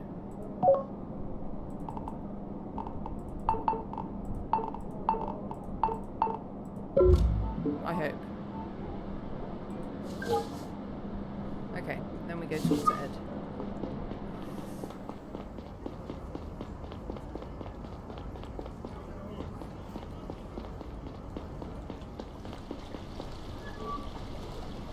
Excuse me, sir. Your friend told me that you saw the person who stole the boats. What if I did? Then you could describe to me what you saw to help me track it down. It's CDI, you said. That's correct. That means you're concerned with crimes, right? Like fraud and theft? Sometimes, yes. You also help out folks from around here. We help everyone. Why'd you ask? Look, I was thrown out of Matuna Harbour the other day. When I bought this boat to the young man, it came with a spot there. Now the whole area is being turned upside down. Construction everywhere, richer folks moving in. First they tell us it's no big deal for us locals. 2 weeks ago, I'm landing my boat, they asked for money. New management, they say. Of course I didn't want to pay up. Truth be told, I couldn't have anyway. I called the company, all I hear is lawyer gibberish, so I decided to go elsewhere. Look at this pitiful pier I've been staying at, not a single decent pub in sight. If you help me get my spot back, I'll tell you what I saw. Yeah, I'll see what I can do. I'm being helpful. I'll be damned, seems like things are finally looking up. Let's connect ourselves. You can call me as soon as you have my spots. Okay? Here's what you need to know. My spot was at Matuna Harbour, right next to the Red Herring. The Red Herring? It's a pub, the best one there is. I see, very clever. That's where you'll find my friend Fred, the harbour master. Go talk to him. It's a few miles down the canal from here. A few miles? Can't you just tell me? This is really time sensitive. Now we have a deal. Like I said, I gotta shoot my shot. I mean, it's worth a try, innit? Fine, but it'll have to wait a little. I'm following a hot trail right now. Okay. Now we're going on the train, apparently.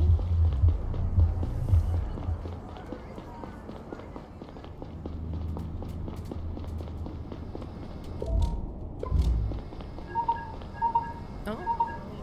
Telephone! I got the ID you sent me and I found the boats. It's not that far away from you. Arrived at another harbour just a few minutes ago. I'm sending you its location right... Saito? Hold on, I think I got a hit. A hit? On Diaz's ID chip, it got picked up just now. It's right next to the harbour where the boat docks. We definitely got the right one. Diaz passed through a train station on foot. So we got on a train? No, he was scanned at both exits. You're the closest agent to his current location. Get over there stat. I'm sending reinforcements. Copy that. The boat? Go after the sniper first, we can check the boat later. I'm sending you coordinates. Get on the train now. Thanks, I'll keep you updated.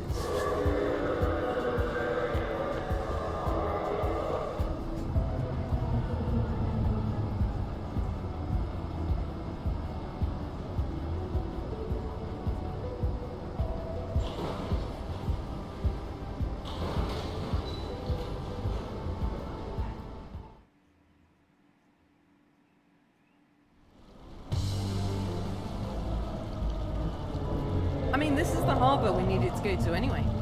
So this is all coming together nicely.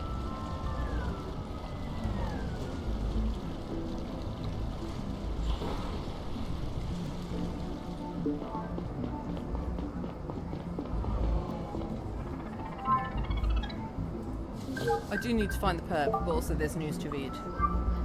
Everybody knows Joseph Andrew Banney is one of the figureheads in the push for Drovian independence, but what kind of person is he in private? What are his fears and concerns, his goals and needs?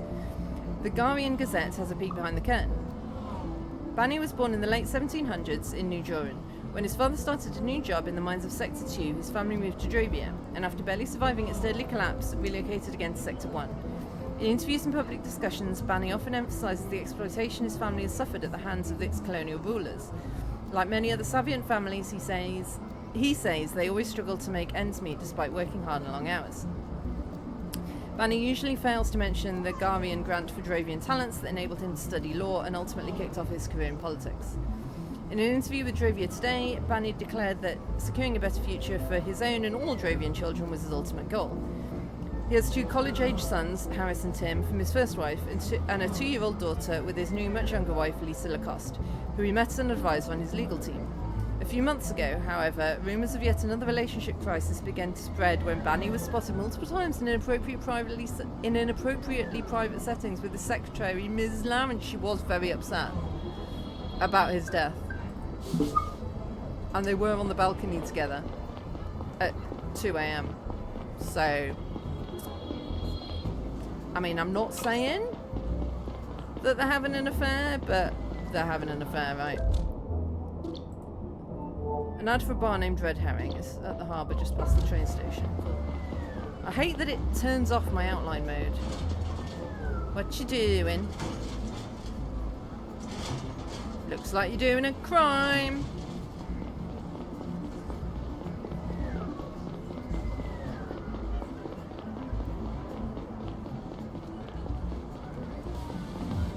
If you guys ever noticed, by the way, that my outline mode is off, please tell me. Because I'm quite bad at noticing. Get your hands off me. Please stop resisting, Mum. What am I being arrested for? You have no right. I want to talk to my lawyer. Do you have a lawyer? Maybe. You don't know. Let's call them down to the station then, because that's where we're going. No, why are you wasting your time on me? There's a guy with a rifle around here. Miss Grindle? There isn't. Let's go. Hold on just a second. Neil Conrad, CDI. CDI? The Central Department of Investigation? Case leads me here. May I ask what's going on? I'm so glad you're here, sir. These 2 officers are making a grave mistake. The whole quarter should be locked down right now. There's a man with a rifle around here. Miss Grindle calls us every week. Last time it was for a car that was too large for its parking spot. Before that, she called us on a street vendor because he was lurking outside the apartment block. She's been doing that for a long time. We're finally bringing him in for wasting our time. No, but this one's true. This one's real. She's the Grindle that cried wolf. Sir, please, you're with the CDI. Your oath demands that you take me seriously. I don't recall an oath about a Mrs. Grindle. Don't you see I'm one of yours? Your CDI? No, I'm an upper. I don't belong down here. When my husband was still alive, we had a nice place on the upper layers. It had sunlight and proper walls and no drug addicts lingering around the entrance. I've just fallen on hard times for a while. Enough. You've been living here for 12 years. Let's go. Sir, I swear, I overheard some dangerous people. They have a gun and some important data or something. They killed somebody already. She said, is it done? And he said he's dead. Could you tell me the story from the start, please? I was watching something online when I heard voices coming from the apartment next door. I was surprised. It's always so quiet that I wasn't even sure if someone lived there. It was a man and a woman, and they seemed to be fighting about something. I wanted to make sure it wasn't domestic abuse, so I turned off my program and listened. You never know down here. And also, I mean, it's fun to eavesdrop, innit? What did they fight about? I can show you. When I got suspicious, I started recording them with my cell. You did what? That's in violation of... Just listen to it, the things they talked about. I mean, if you're in your own home recording and your neighbours are arguing loud enough for you to hear, I don't think it's a violation of anything to record them. Could you send the logs to me? Yes, of course. Nice, nice, nice. Thanks. I'd like to ask all of you to stay put until I've had a look at the conversation. You're wasting your time, but whatever, we'll wait. The veil did a number on your face, but I have to say, I kind of like the new look. I don't. Are you drunk? I don't have to be drunk to have an opinion on your new face, but you smell like whiskey, and what the hell happened to your arm? I cut myself. It doesn't matter. Wow, this hideout's really a shithole. I've only been staying here for a few days. Where's your violin? Funny, I gave the rifle to Zora. I gave the rifle to somebody. Zora, listen to me. We don't have much time. I passed by a scanner on my way here. They're probably on my tail already. Fuck, what were you thinking? You're still wearing the ID chip? Why didn't you go straight back to HQ to have it taken out? Were you able to procure the data? Yeah, the old man didn't suspect a thing. Listen, you need to give it to me. The boss called and said there was a change of plan. I'll take care of the handover. I called the guy in meeting and told him that I was coming instead of you. He seemed a bit pissed though. I think I woke him. Didn't expect him to be sleeping at 11. Are you out of your mind? They know your ID. They'll catch you for sure up there. I know the route you were going to take. I know how to get on and off Joris Plaza without being scanned. Why didn't the boss tell me about all this? And why the fuck did we change plans?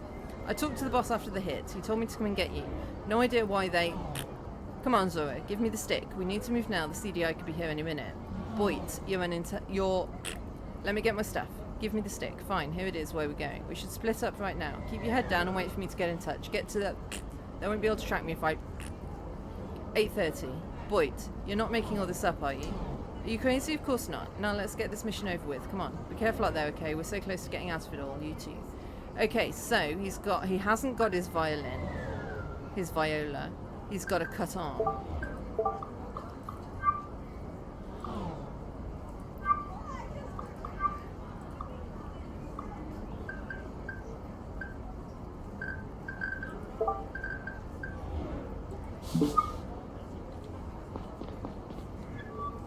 So what do you think of that conversation? I need to see that room. Can you show me to it?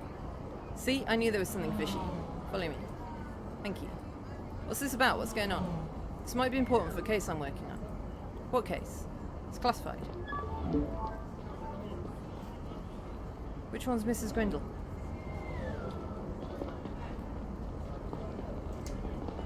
This one.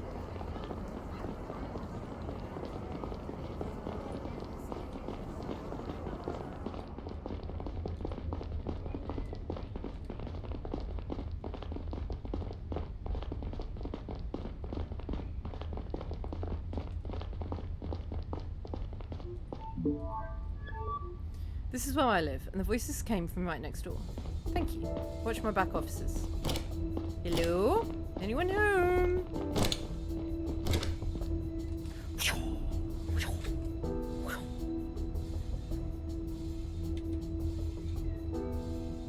CDI, open up! You're surrounded. Come out with your hands on your head. Don't think there's anybody... Shh! If you're not coming out, I'm opening the door on the count of 3. 1, 2. Everybody on your knees, hands on your heads. Coming in. Clear. Please stay in the corridor, everybody. I'll have a look around. That is a very small apartment.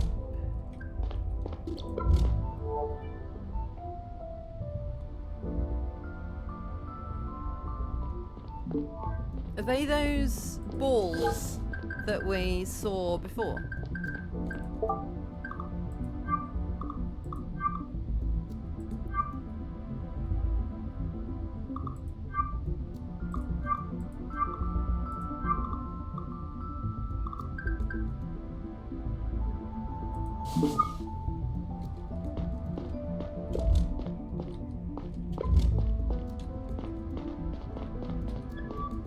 Excuse me, Miss Grindle. I found this... Oh, it's a key. I found this key here. Any idea where it might belong? Oh, really? Let me take a look at the tag. Apartment 9, huh? So an apartment in this building, but they changed the way the rooms are numbered. The tag belongs to the old system. My apartment used to be number 4. The one you searched was number 5. There's a floor plan over there. Maybe you can make sense of it. Thank you. What's going on? Hey, Gary. We just got really lucky. I think Mrs. Grindle over there called the cops on our guy. It looks like his real name is Boyd. He met a woman named Zora in this apartment here. I have parts of a recorded conversation between the two. I'm sending it to you now. Where'd you get that? Let's just say Mrs. Grindle is very interested in her neighbourhood. From what I understand, the woman stole some data from an old man and gave it to the sniper. He is in turn going to hand it over to an unknown third party at Jura's Plaza at 8:30. Good job, comrade. I'll immediately inform the chief. We have to intercept that handover. Why would the sniper physically bring the data to someone, though? The only explanation I have for that is that it's tagged, that the network will pick it up as a leak. But that would mean it's highly confidential data from the government. It's the best reason I can think of, but maybe they're just being extra careful. Here, I found a key in the apartment the woman was hiding in. It belongs to another unit in this building. Maybe we'll find more answers there. Do you know which one it is? There's a number on it, but they changed the way the rooms are numbered. Miss Grindle said her apartment was 4 and the one next to it was 5 in the old system. There's a floor plan right there on the wall. Go take a look at it. Maybe you can figure out the way the rooms used to be numbered. I'll call the chief, bring him up to speed.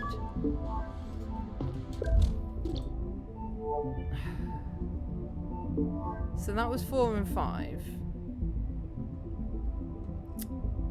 1, 2, 3, 4, 5, 6, 7, 8, 9, maybe?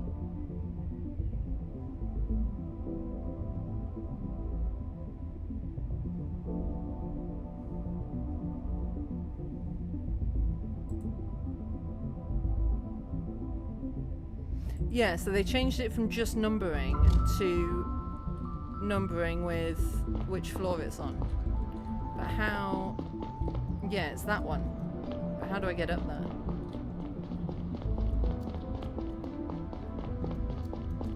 How does anyone get up there?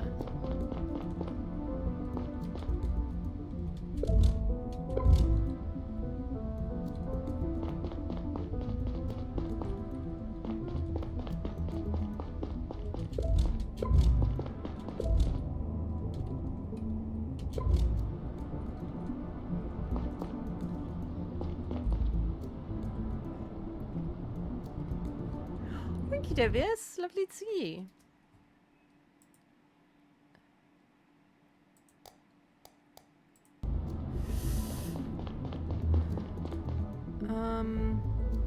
How do I get up there?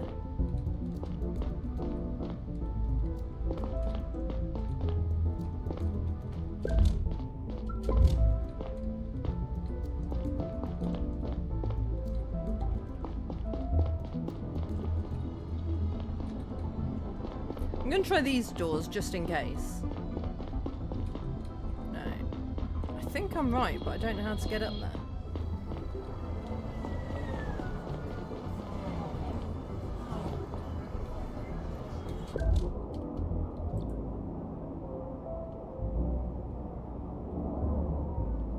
Looks like there's stairs there. Whoops. Yeah, that's what I'm thinking. Oh. I felt sorry for the old lady. Descending through the layers was easy these days if you didn't have one of the few jobs that still existed. Basic income wasn't enough for most people, even around here where living was relatively cheap. Although somehow our economy had never been more productive. Haha. But now which floor am I on? I've lost track. Right, I need to go down to... Whoops.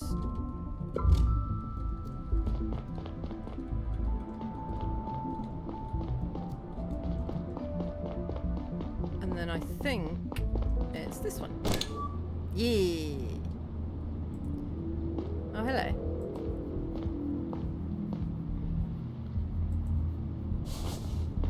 You alright?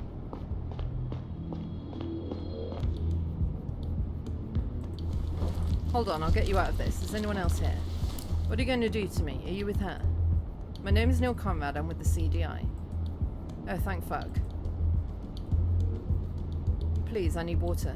Of course, here you go. Are you hurt? I don't think so, just very sore, and my wrists burn like fire. What's your name? I'm Leela. Multipass. Alright, Leela. You're safe now. Oh, that's Lilu, isn't it? Let me call you a doctor. You're a doctor! Alright, a medical team is on its way. Could you tell me what happened from the start?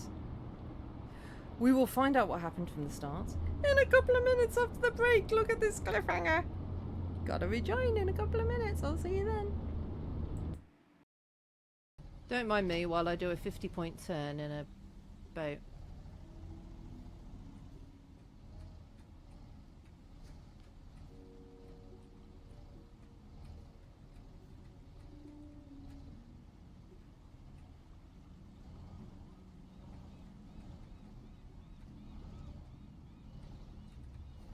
Gently does it.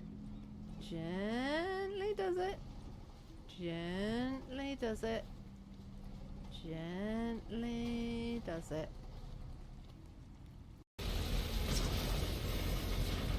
Luckily, as we all know, I'm a very skilled driver.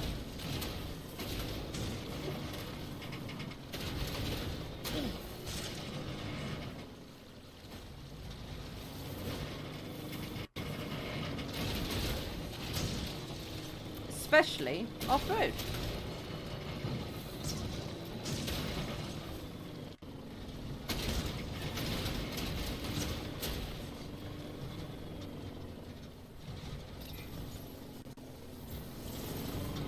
Okay, now I know fairy circles are just... superstitious bollocks from the Middle Ages. But still, I wouldn't be doing a blood ritual in the middle of a fairy circle. Them together. Who knows? What's going to happen? Here.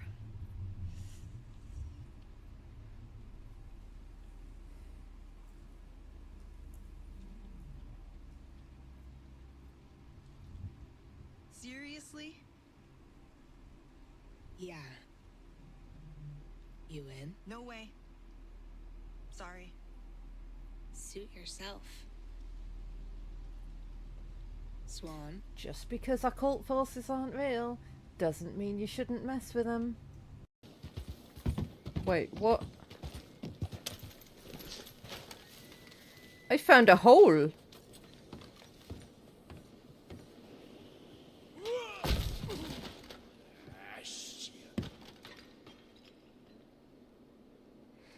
Okay, that's not quite what I meant to do.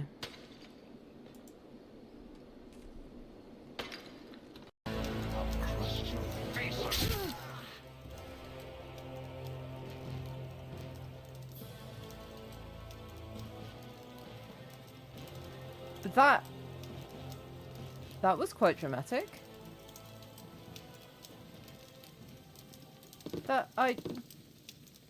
Worry not. I was not expecting him to explode when I stabbed him.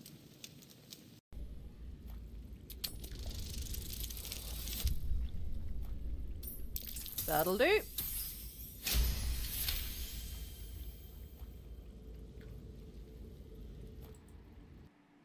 We're back. Where's the game gone though? There it is. Can you tell me what happened from the start? Yeah, okay, fuck. She was in here, and she looked almost exactly like me. A woman was in here. Is this your apartment? Yes, I tried to fight, but she was so incredibly strong. It was like I was looking in the mirror, like I had a twin. She must have had some surgery to look like me. I'm not going to ask why. When did this happen? Because, I mean, she's not going to know why. I came home from a client 2, maybe 3 days ago. She was already in here. I turned on the light and saw myself sitting right over there. I barely had time to react. She jumped me so quickly. She must have had augments or something. Any idea why this happened to you? Why would she try to impersonate you? I've been racking my brain about that. Is there anyone she might be trying to get close to you? I don't think I know anyone important, except for my clients, maybe. Your clients? I'm making money on the side at an escort agency. So you were... I'm not a whore, if that's what you're asking. I mostly just dress well and go to dinner parties. We only have high-profile customers. I'm a student, and it's a good way to pay the bills. Maybe she's trying to get close to one of your clients, then. You think? I mean, it could be. I missed an appointment while I was tied up. I thought my boss would come looking for me, but nobody showed. Do you think she went to him? Oh no, what if she did something bad to him? You can testify that I've been here all this time, right? Don't worry, you're not a suspect. Who is the client? A public official or something. I don't recall his name. He wanted me to spend a night at his place. My boss said he was a regular customer, but I've never met him. Do you have any more data on him? Name? Address? It was all on my cell, but the woman took it. I see. Is there another way to find the client's data? We might be onto something here. My boss at the Lotus Escort Agency has all of it. It's just around the corner. But don't leave me alone right now. What if she comes back? I'm staying here until reinforcements arrive. Ooh, look! Reinforcements have arrived. You won't be left alone. Knock, knock! Hey, Gary. Lila, this is my partner, Agent Long. Gary, could you keep an eye on Lila here for a minute? I need to follow a lead to her employer. I'll explain everything later, okay? Babysitting duty, huh? Alright, I guess. Nice to meet you, Mum. How do I find the escort agency? Just go all the way up to the roof of this building. You'll end up on the highest layer. Take a right, and you can't miss it.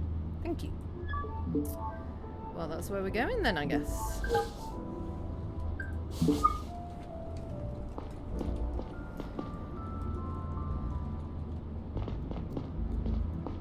Oh, cutscene, is it?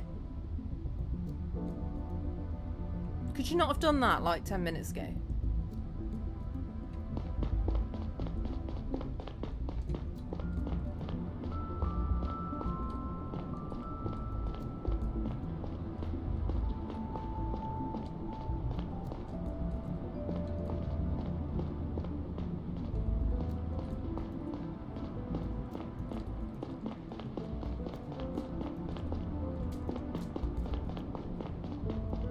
Aha. This will be it, I guess.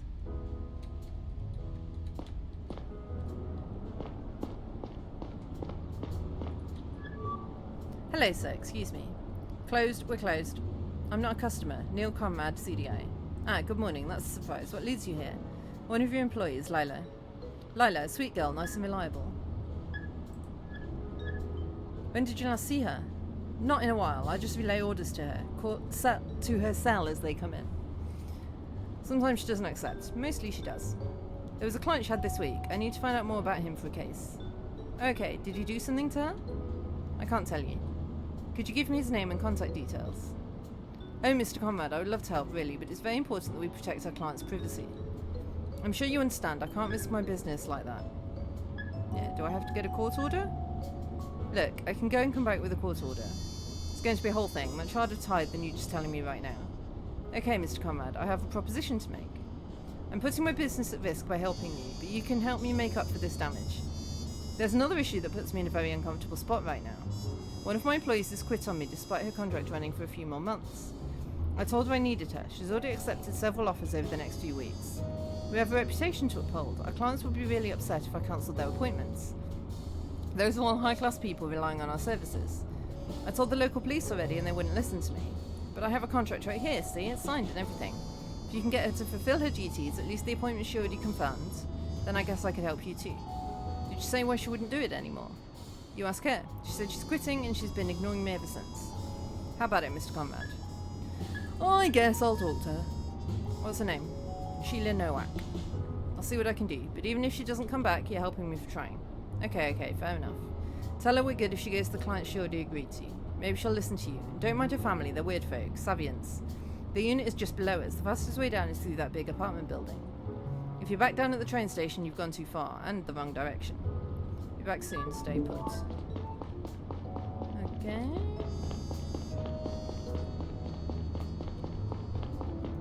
But aren't I also supposed to be going to the dock?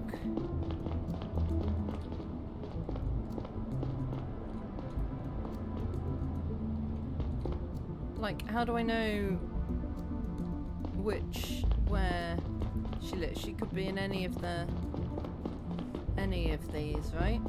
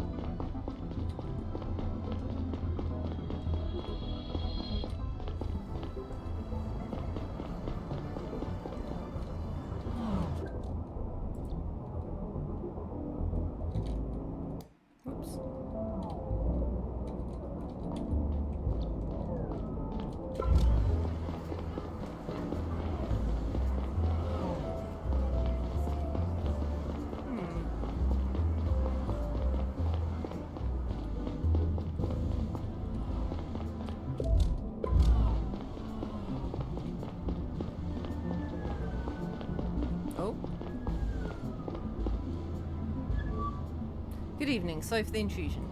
My name's Neil Conrad, I'm with the CDI. I'm looking for Sheila Nowak, is she here? What do you want from her? I'd like to tell her that myself. I won't just let some foreigner talk to my sister, tell me what you want. I showed you my badge, I'm not some foreigner, I'm an agent of the States. If that Thompson guy sent you, you're wasting your time. Sheila won't go back to him, I'll make sure of that. It's alright, Anthony, let me talk to him, I can handle that myself. You won't go back to that scumbag, don't let him intimidate you. Would you mind leaving us alone for a minute, Anthony? Sorry for my brother, he's just trying to help. Don't worry about it. So, what do you want from me? As your brother already assumed, Mr. Thompson from the Lotus Agency asked me to pay you a visit. Is that so? He told me that you refused to meet your contractual obligations, and you're trying to force me to go back. Yeah, why don't you want to go back? What if I go back inside and refuse to talk to you? Then Mr. Thompson will probably try to sue you. Listen, I'm happy to help you if Thompson is forcing you into something? No, he would never do that. Sure, he can be a little annoying, but he's certainly not forcing any of the girls into anything. Listen, I want to study space engineering on FEMAS, but I can't afford the fees. As a Drovian immigrant without a degree, it's hard to find a good job on Gara. That's why I've been working for Thompson, but now I have all the money I need. Mr. Thompson told me you confirmed several appointments for the following weeks. Why did you do that? Wasn't it obvious that you'd have saved enough by now? That's none of your business. You can trust me. It's not like I'm going to put this on the internet or anything. But you have to be honest with me. I didn't do anything that's against the law. Alright, then tell me. I got a call from a woman a few weeks ago. She didn't tell me her name. She promised me a large amount of money if I cancelled all my appointments for the next 2 weeks. It was so much that I don't have to go back to Thompson at all, actually. And you didn't find that suspicious? Suspicious? No. I assumed that some jealous partner was behind it. Wouldn't be the first time. You said she wanted you to cancel all your appointments in the next 2 weeks. Which ones were that? Only one yesterday. I got my friend Lila to fill in for me. Oh, it's all connected. Lila, huh? Who's the client you were to see? He's a regular. I've been going to his place every month for at least a year now. Is he someone important? Why'd you ask? I'm sure it was some jealousy thing. Please tell me who the client is. I don't think I can do that. Thompson will kill me if I give out the names of our customers. It would be really important for me to know. Maybe he's in danger. Okay, I'll tell you if you promise you won't force me to go back to Thompson. You did sign a contract. You have to understand, it's always been my dream to study space engineering, but my parents... I suppose you know that Saviants have their own version of science. If my parents catch wind of my plans to go to a non-Savient university, they'll try everything to stop me. That's why I need to do it secretly. Anthony helped me prepare everything without them noticing. My ship to Femus leaves tomorrow morning. I mean, I'll bend the law for that. It's only a bit of contract law, whatever. Alright then, I'll try to convince Thompson to leave you alone. Thank you so much. You wanted to know the regular customer's name, right? His name is Liam Campbell. He lives in the centre. Liam... Alright, do you know his exact address? 144 Rumpolt Avenue. I hope he's alright. He's become kind of a friend. I'm pretty sure he's fine. Thank you and good luck at university. Okay. Liam Campbell. Liam fucking Campbell. It had taken a moment until it clicked because I never called him You're that. smoking! Dude, To me and the stop rest smoking. of my division, he was just the chief. That's who the woman had tried to get close to. The director of national security at the CDI. My boss. Now what? Should I follow the chain of command and tell Gary? The chief probably wasn't too keen on everybody finding out about his habit. Maybe I should talk to him first. Then again, it might be too important for the case to be kept secret. Can I not do this yet? I can't. Interesting. Maybe he doesn't have red hair. Oh, it says smoked in total 0. That's fine.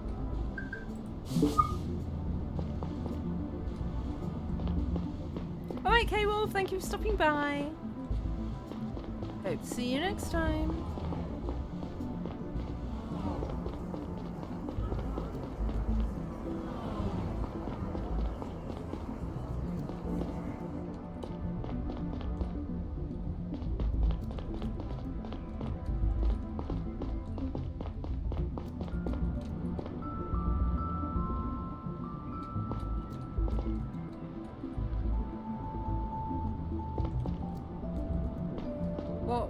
What am I doing?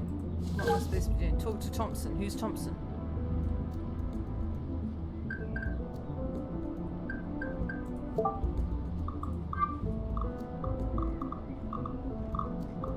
Who's Thompson? I don't know who Thompson is. That's Gary Long. So that's not Thompson. Who's Thompson? Is one of you Thompson? No? No? Who's Thompson?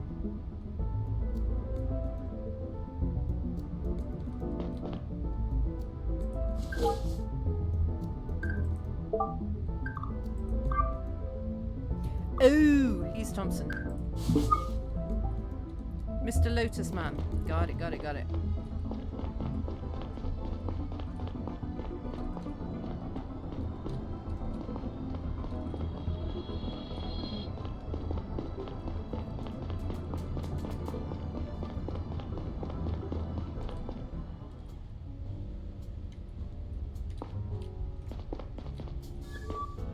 So, how did it go?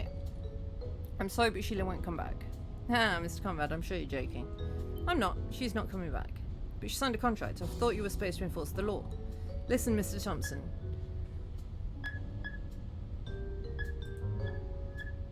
You will leave her alone. Forget about the customer I asked you about. I don't need your help anymore.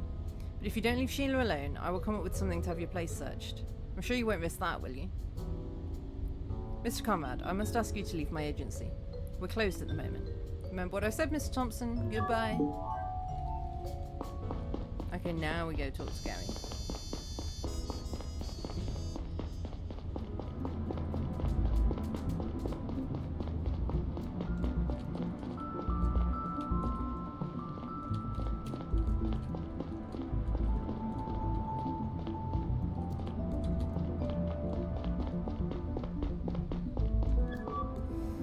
Hello Gary, sorry about being short with you earlier. I had to follow an important lead.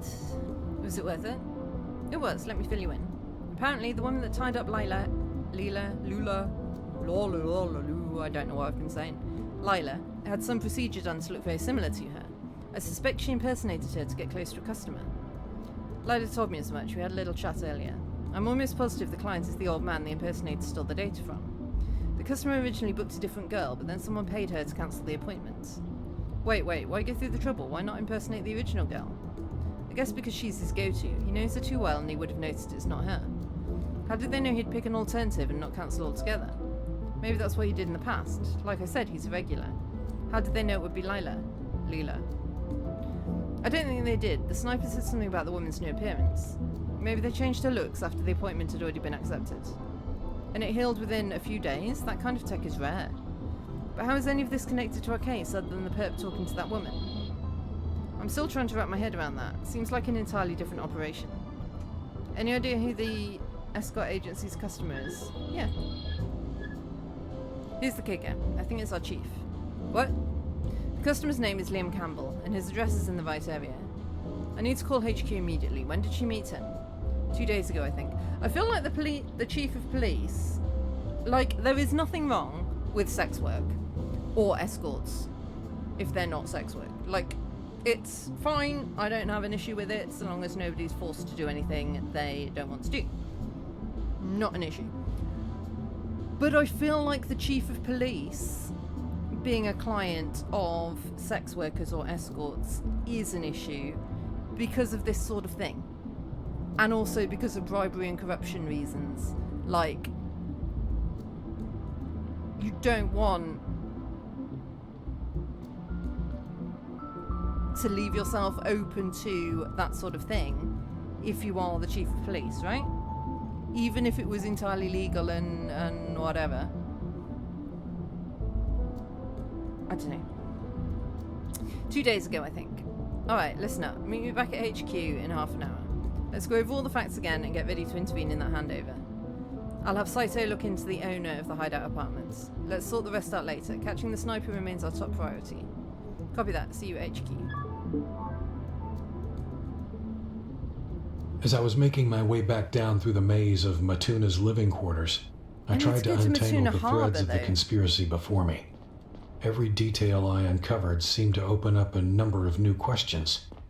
What exactly was the connection between the stolen data and Banny's murder? Where's Matuna Harbor? It felt like there was a bigger plan underneath, like we were just scratching the surface.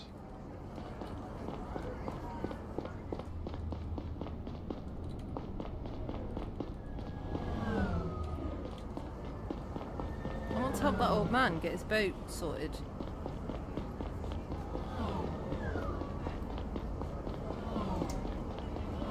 Maybe it's down here.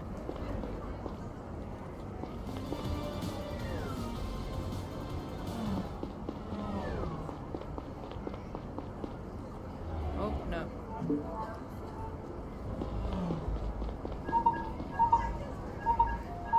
Telephone! Hi, Neil. I just wanted to remind you to check out the perp's boat. The harbour is right on the other side of the train station. I didn't need a reminder, that's what I was trying to do, but thanks for telling me where it is. I'd forgotten that the perp's boat was also here. I thought I was just coming here for...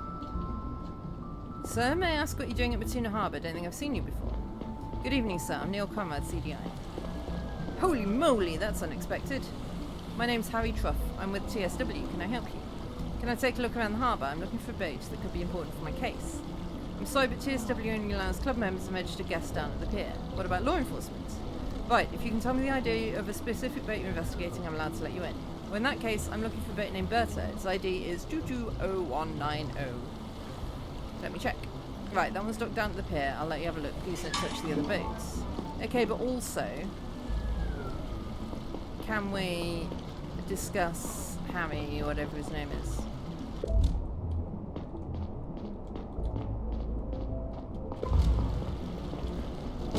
Berta.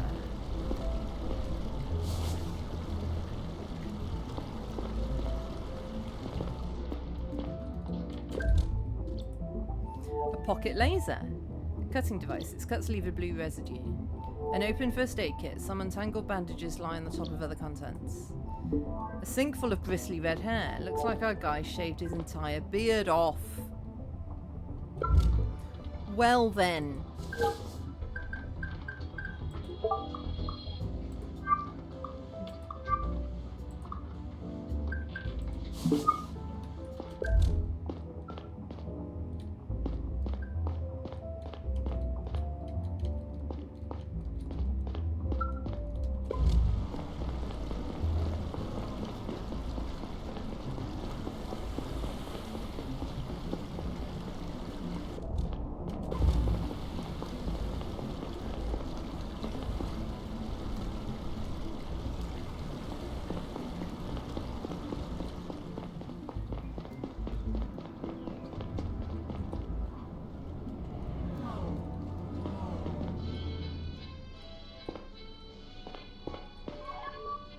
Excuse me, sir.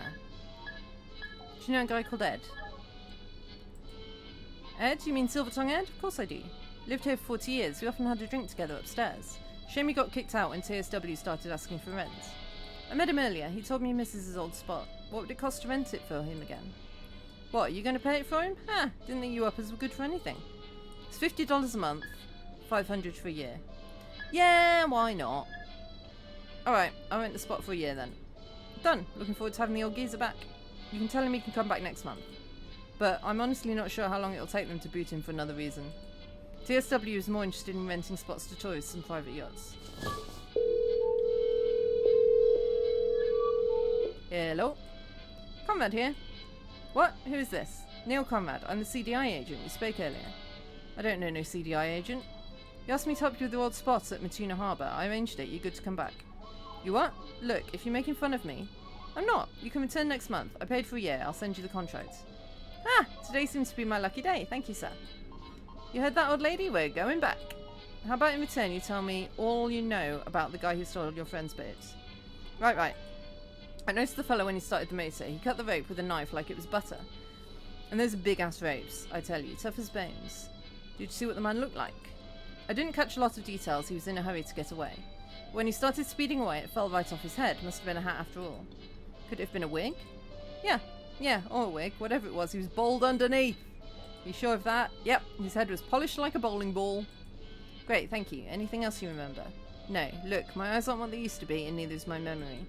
That's alright, you've been a great help. Have a nice day, Ed. You bet I will. Ha ha ha!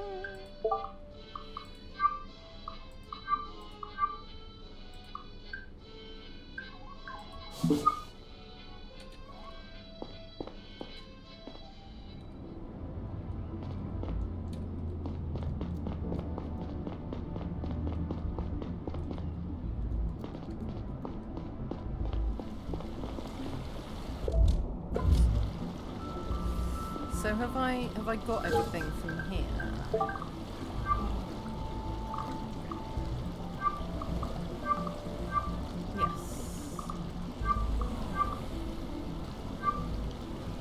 Still don't know what the symbol in the middle of this note was. I don't know how we can know.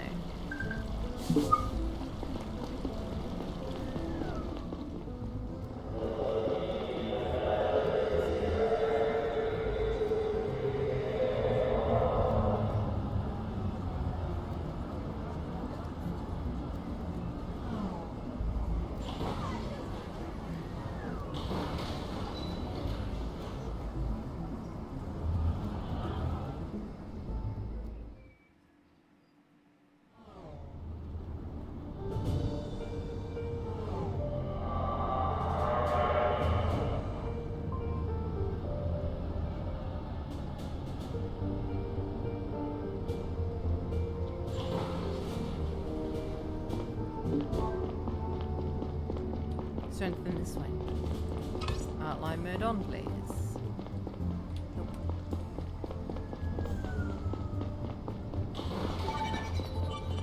Brain gain! Gain for your brain.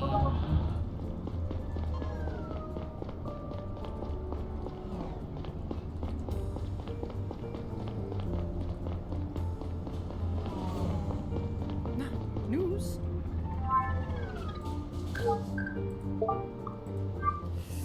A new study at the Institute for Planetary Equality has concluded that both the wealth and income gaps between Gara's rich and poor has further increased since a similar study was published 5 years ago.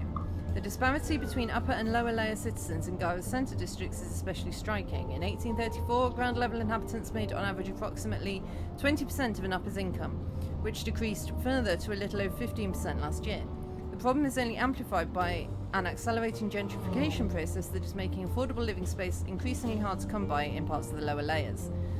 Those who can afford to stay are often there by choice rather than necessity, a mix of artists, surveillance skeptics, academics, and other small groups for whom the lower layers are their preferred living space. That's not to say life for the uppers is always easy. The study has also shown that increasing disparities in CEO pay to worker pay, 400 to 1, average percentage of income that goes to rent, 40%, and other metrics affect virtually all parts of society.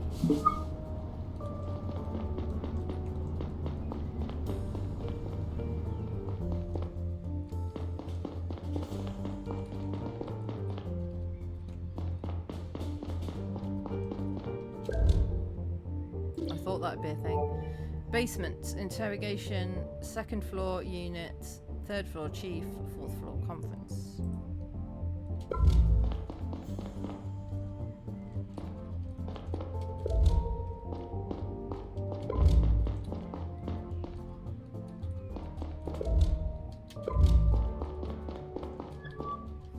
Hey Neil.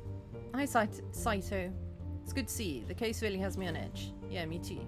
The chief wanted me to tell you that we invited 2 special guests. They're waiting for you in the conference room upstairs. Who? Why? The CEOs of Millex and Dyson Enterprises. They had dinner with Banny right before he was shot.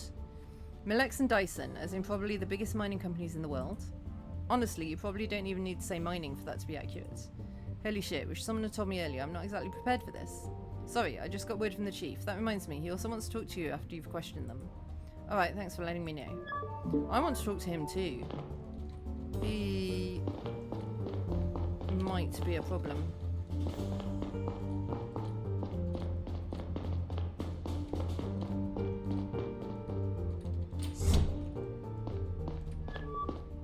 Good morning, gentlemen. I'm Agent Neil Conrad. Good morning, Mr. Conrad. Abbott Dyson, Dyson Enterprises. Morning, Dan Kim, Millex. Sorry to keep you waiting. Let's get right to the point, then. I have a busy day ahead of me. Yes, of course. The 2 of you had dinner with Mr. Banny last night, correct? Yes. And you're aware of what happened after he left? We were just told. It's terrible. It's a tragedy. Our upcoming negotiations with Banny were of the utmost importance to our relationship with Drovia. Not that you had any real interest in negotiating. What are you implying? I'm not implying anything. I'm saying very clearly that you only stand to gain from this tragedy. With Banny dead, any real hope for Drovian independence goes out the window, which means we maintain the status quo where you already have all you want. That's preposterous. Was I or was I not at the negotiating table? If everything had been hunky-dory, I would have stayed on Millon. That doesn't change the fact that the only ones who will suffer from this will once again be the Drovian people. Oh, come on, as if you give a damn about the Drovian people. The only aspect of Drovian independence you care about is your prospect of selling Tylilium to whoever you want. Tilanium. Okay, you're competitors. This is a difficult situation, I get it. I'm mostly interested in last night. Let me think. What was the dinner about? If you don't mind me asking, why were you at dinner with him in the first place? The mining business is an important pillar of the system-wide economy. We talk to politicians sometimes. So it was a lobbying thing, and it was just the 3 of you? Just the 3 of us and our staff. I wouldn't say lobbying necessarily, really more of a social event. Of course, you sometimes talk business at those. I imagine you do. So were there important business things to talk about? We mostly saved those for the trade summit, which I suppose will be cut short now without its protagonist. I see. Let me think. Did Mr. Bunny seem strange last night, maybe on edge or paranoid? No, but I'd never met him before, so I wouldn't know what he's normally like. What about you, Mr. Dyson?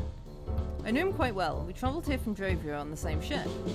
He He behaved normally last night, I would say. I see. Let me think. Did Mr. Banny have any enemies? Anyone who stands to gain from maintaining the status quo, I suppose. Oh yeah? Or maybe anyone who's happy that all of Drovia will be really riled up over this. There was no real chance they would have gotten their independence from these negotiations anyway. But maybe now they'll revolt and just take it. Ever thought about that? Oh, I don't think much about conspiracy theories, no. Nobody concrete? Maybe someone disgruntled or someone who overtly threatened him? No. But to be fair, veiled threats are much more common in politics anyway. Any veiled threats, then? None that I'm aware of. Me neither. I see. Alright, thank you for your time. Could you give me your cell contacts? I might need to get back to you in case I have more questions. Why not? Of course, there you go. Nice.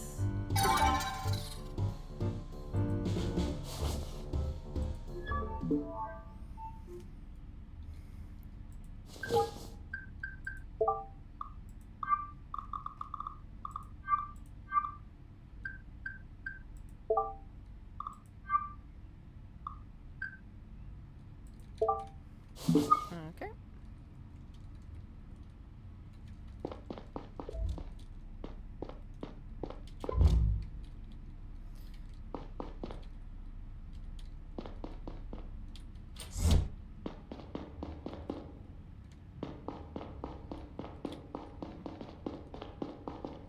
What am I supposed to be doing now?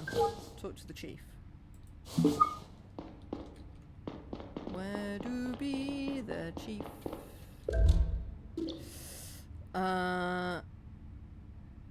Third floor. Is that the floor that I'm on? Yes, it is. Agent Conrad, good morning. Good morning. Have you been hooking up with escorts? Good morning, Chief. Saito told me you wanted to talk to me. I do. Let's not beat around the bush. Agent Long informed me about your suspicion that a hostile power recently tried to get close to me. Do you have any reliable proof for that? I have some testimonies that point to it. That is, if you were the client after all. I found a girl named Lila tied up in her apartment. She works for the Lotus Escort Agency. She was going to meet a man named Liam Campbell 2 days ago. And that's why I thought, you know, I'll save you the headache. Yes, I am the client. What makes you think a hostile agent was involved? Seems like the woman who paid you a visit wasn't the real escort. She had a procedure done to look very similar to her. She also seems to be in contact with Banny's murderer. We have a recording of their conversation. Seems probable that she tried to take advantage of your connection to the escort agency. I see. Any idea what her objective might be? Did you notice anything suspicious when you met her? Nothing comes to mind. She didn't seem particularly interested in my professional life. Did anything go missing since she visited you? Sounds like you already have a suspicion. Out with it. The fake escort talked about some data she stole, I think from you. Is that what the sniper is going to hand over at Jora's Plaza? Exactly. I don't have any relevant data at home, except on my cell, of course. Maybe she got a chance to access your cell without you noticing. I'll talk about that with my superiors. I understand. Look, sir. I can't help but notice that you're dissatisfied with my decision to talk to Agent Long about your involvement. I was simply following the chain of command. What should I have done instead? Kept it a secret? You could have called me before talking to Agent Long. It's part of the case now anyway. Of course, it will be looked into. I'll make sure to assign someone. One more thing, Conrad. You didn't talk to a girl named Sheila Nowak, did you? I did. She wanted to know if you were alright. Might want to give her a call. Is she okay? Yeah, she's fine. Looks like she finally has all the money she needs to go to university. That's good to hear. We have to focus on the sniper now. The handover is taking place in less than 3 hours. Let's get down to mission briefing. They're waiting for us. How was it talking to those two CEOs? They don't seem to like each other very much. What did you expect? Top mining guy from Drovia and top mining guy from Gara. They're probably mortal enemies. I expected them to be less open about it. You'd think that rich and influential folks would be more reserved. But the truth is, many of them are the most brazen, least classy individuals in the system.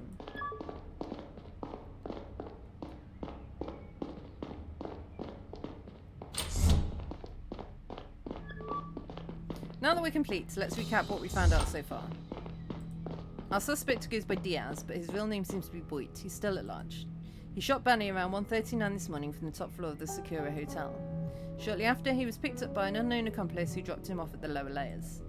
That's when he switched to a stolen boat as his second getaway vehicle. He docked at Matuna Harbour, where his ID was picked up at a nearby train station. He then paid a woman called Zora a visit. She seems to be involved in another scheme that might be linked to our case. Earlier this week, she attacked and tied up an escort girl named Lila Clark to temporarily assume her identity. She went to see an important client in her stead and stole some data from him. The sniper convinced her to give him the stick containing that data. He will pass it on to an unknown third party at Joris Plaza at 8:30. Our plan is to intervene and catch the sniper and his associates red-handed. We're going to place a plainclothes agent in the cafes and snipers on the rooftops. The operation will be overseen by Agent Kumar, head of the response team. Conrad and I will be watching from the sidelines, ready to go in if needed. Joris Plaza is a popular place with lots of breakfast joints, so it will be swarming with people.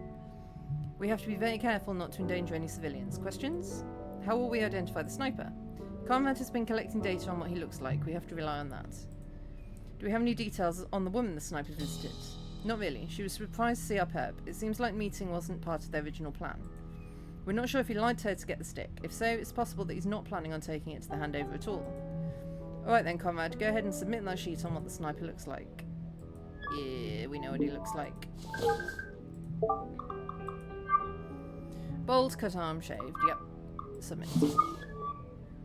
I got the sheet from Conrad, forwarding it to Agent Kumar now. Let's get ready.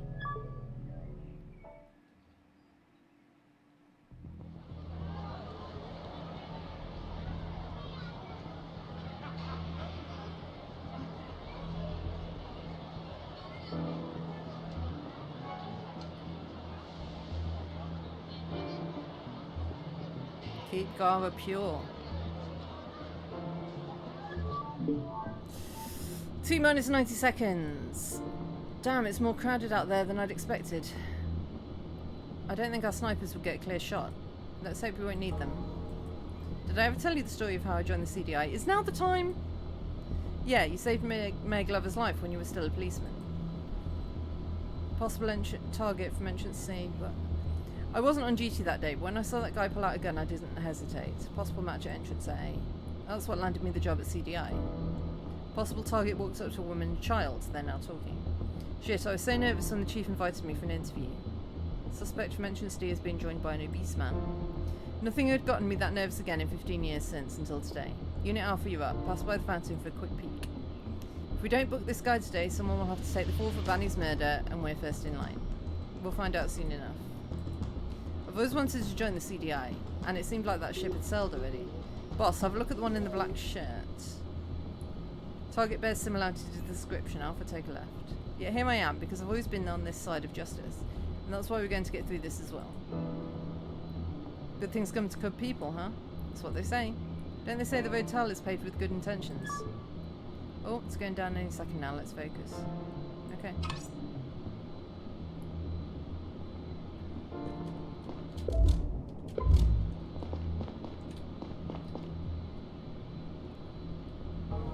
Time is now exactly 8:30. Keep your eyes open. No exact matches of target description yet. Maybe he shows up late.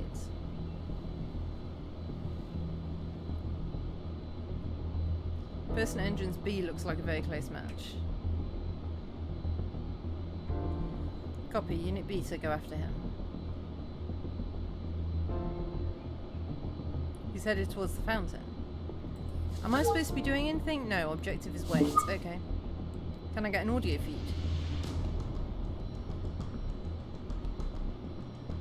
I'm not close enough yet, picking up the pace. He seems to be moving toward the man sitting right ahead. They're shaking hands, very likely to be the accomplice. Alright, Beta, move in and make the arrest.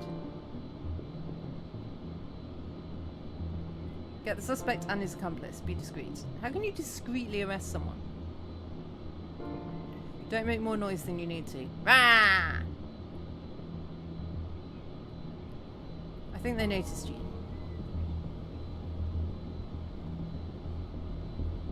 The big guy is getting up.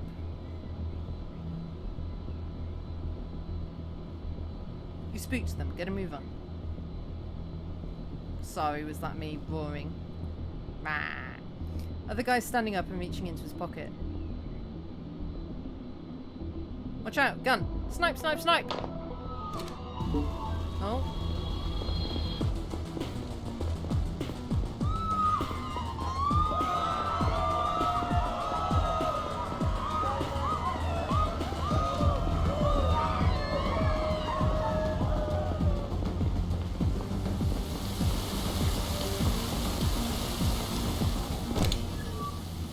We got them. I was going to make an arrest when the big guy jumped out of his chair. He started to make a run for it and the other one pulled the gun on me. Luckily, I was already close enough to grab it. I think nobody got hurt. Excellent work. Did any of the other people running away strike you as suspicious? No. Everybody only started moving when the gun discharged. Good. Let's bring them in and see what they have to say. See, comrade? Good things come to good people.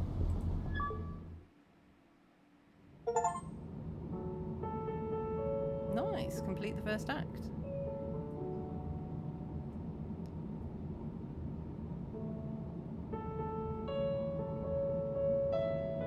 Once the adrenaline had worn off, the uncomfortable train seat and glaring sunlight were the only things stopping me from falling asleep.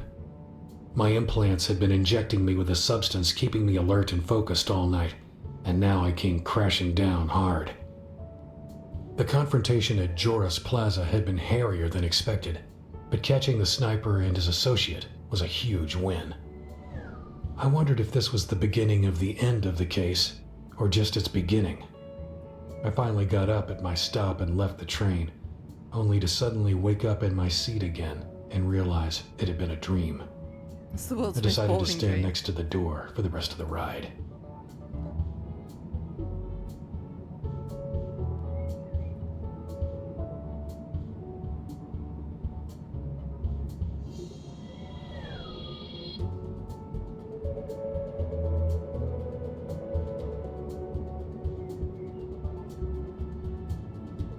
Am I supposed to be doing something? No.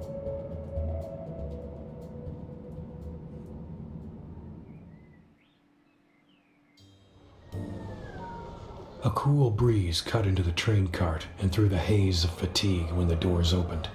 I considered visiting Kat, suddenly feeling an urge to inhale the woody, slightly dusty air in our old apartment. Kat had filled it with what she affectionately called real things. She loved leather, cloth, paper, and plants, and hated the clean metallic surfaces at my apartment. Sometimes I did too. I think this is why I'm going to leave it for the day. We've currently got a bit of a heat wave in the UK and it's really hot in here. And I'm starting to melt a bit. So, I'm going to see if there's someone around to raid.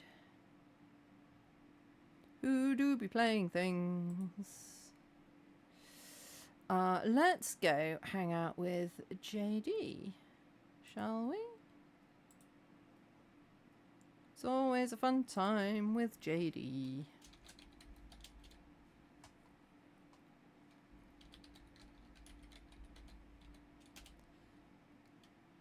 Playing VR.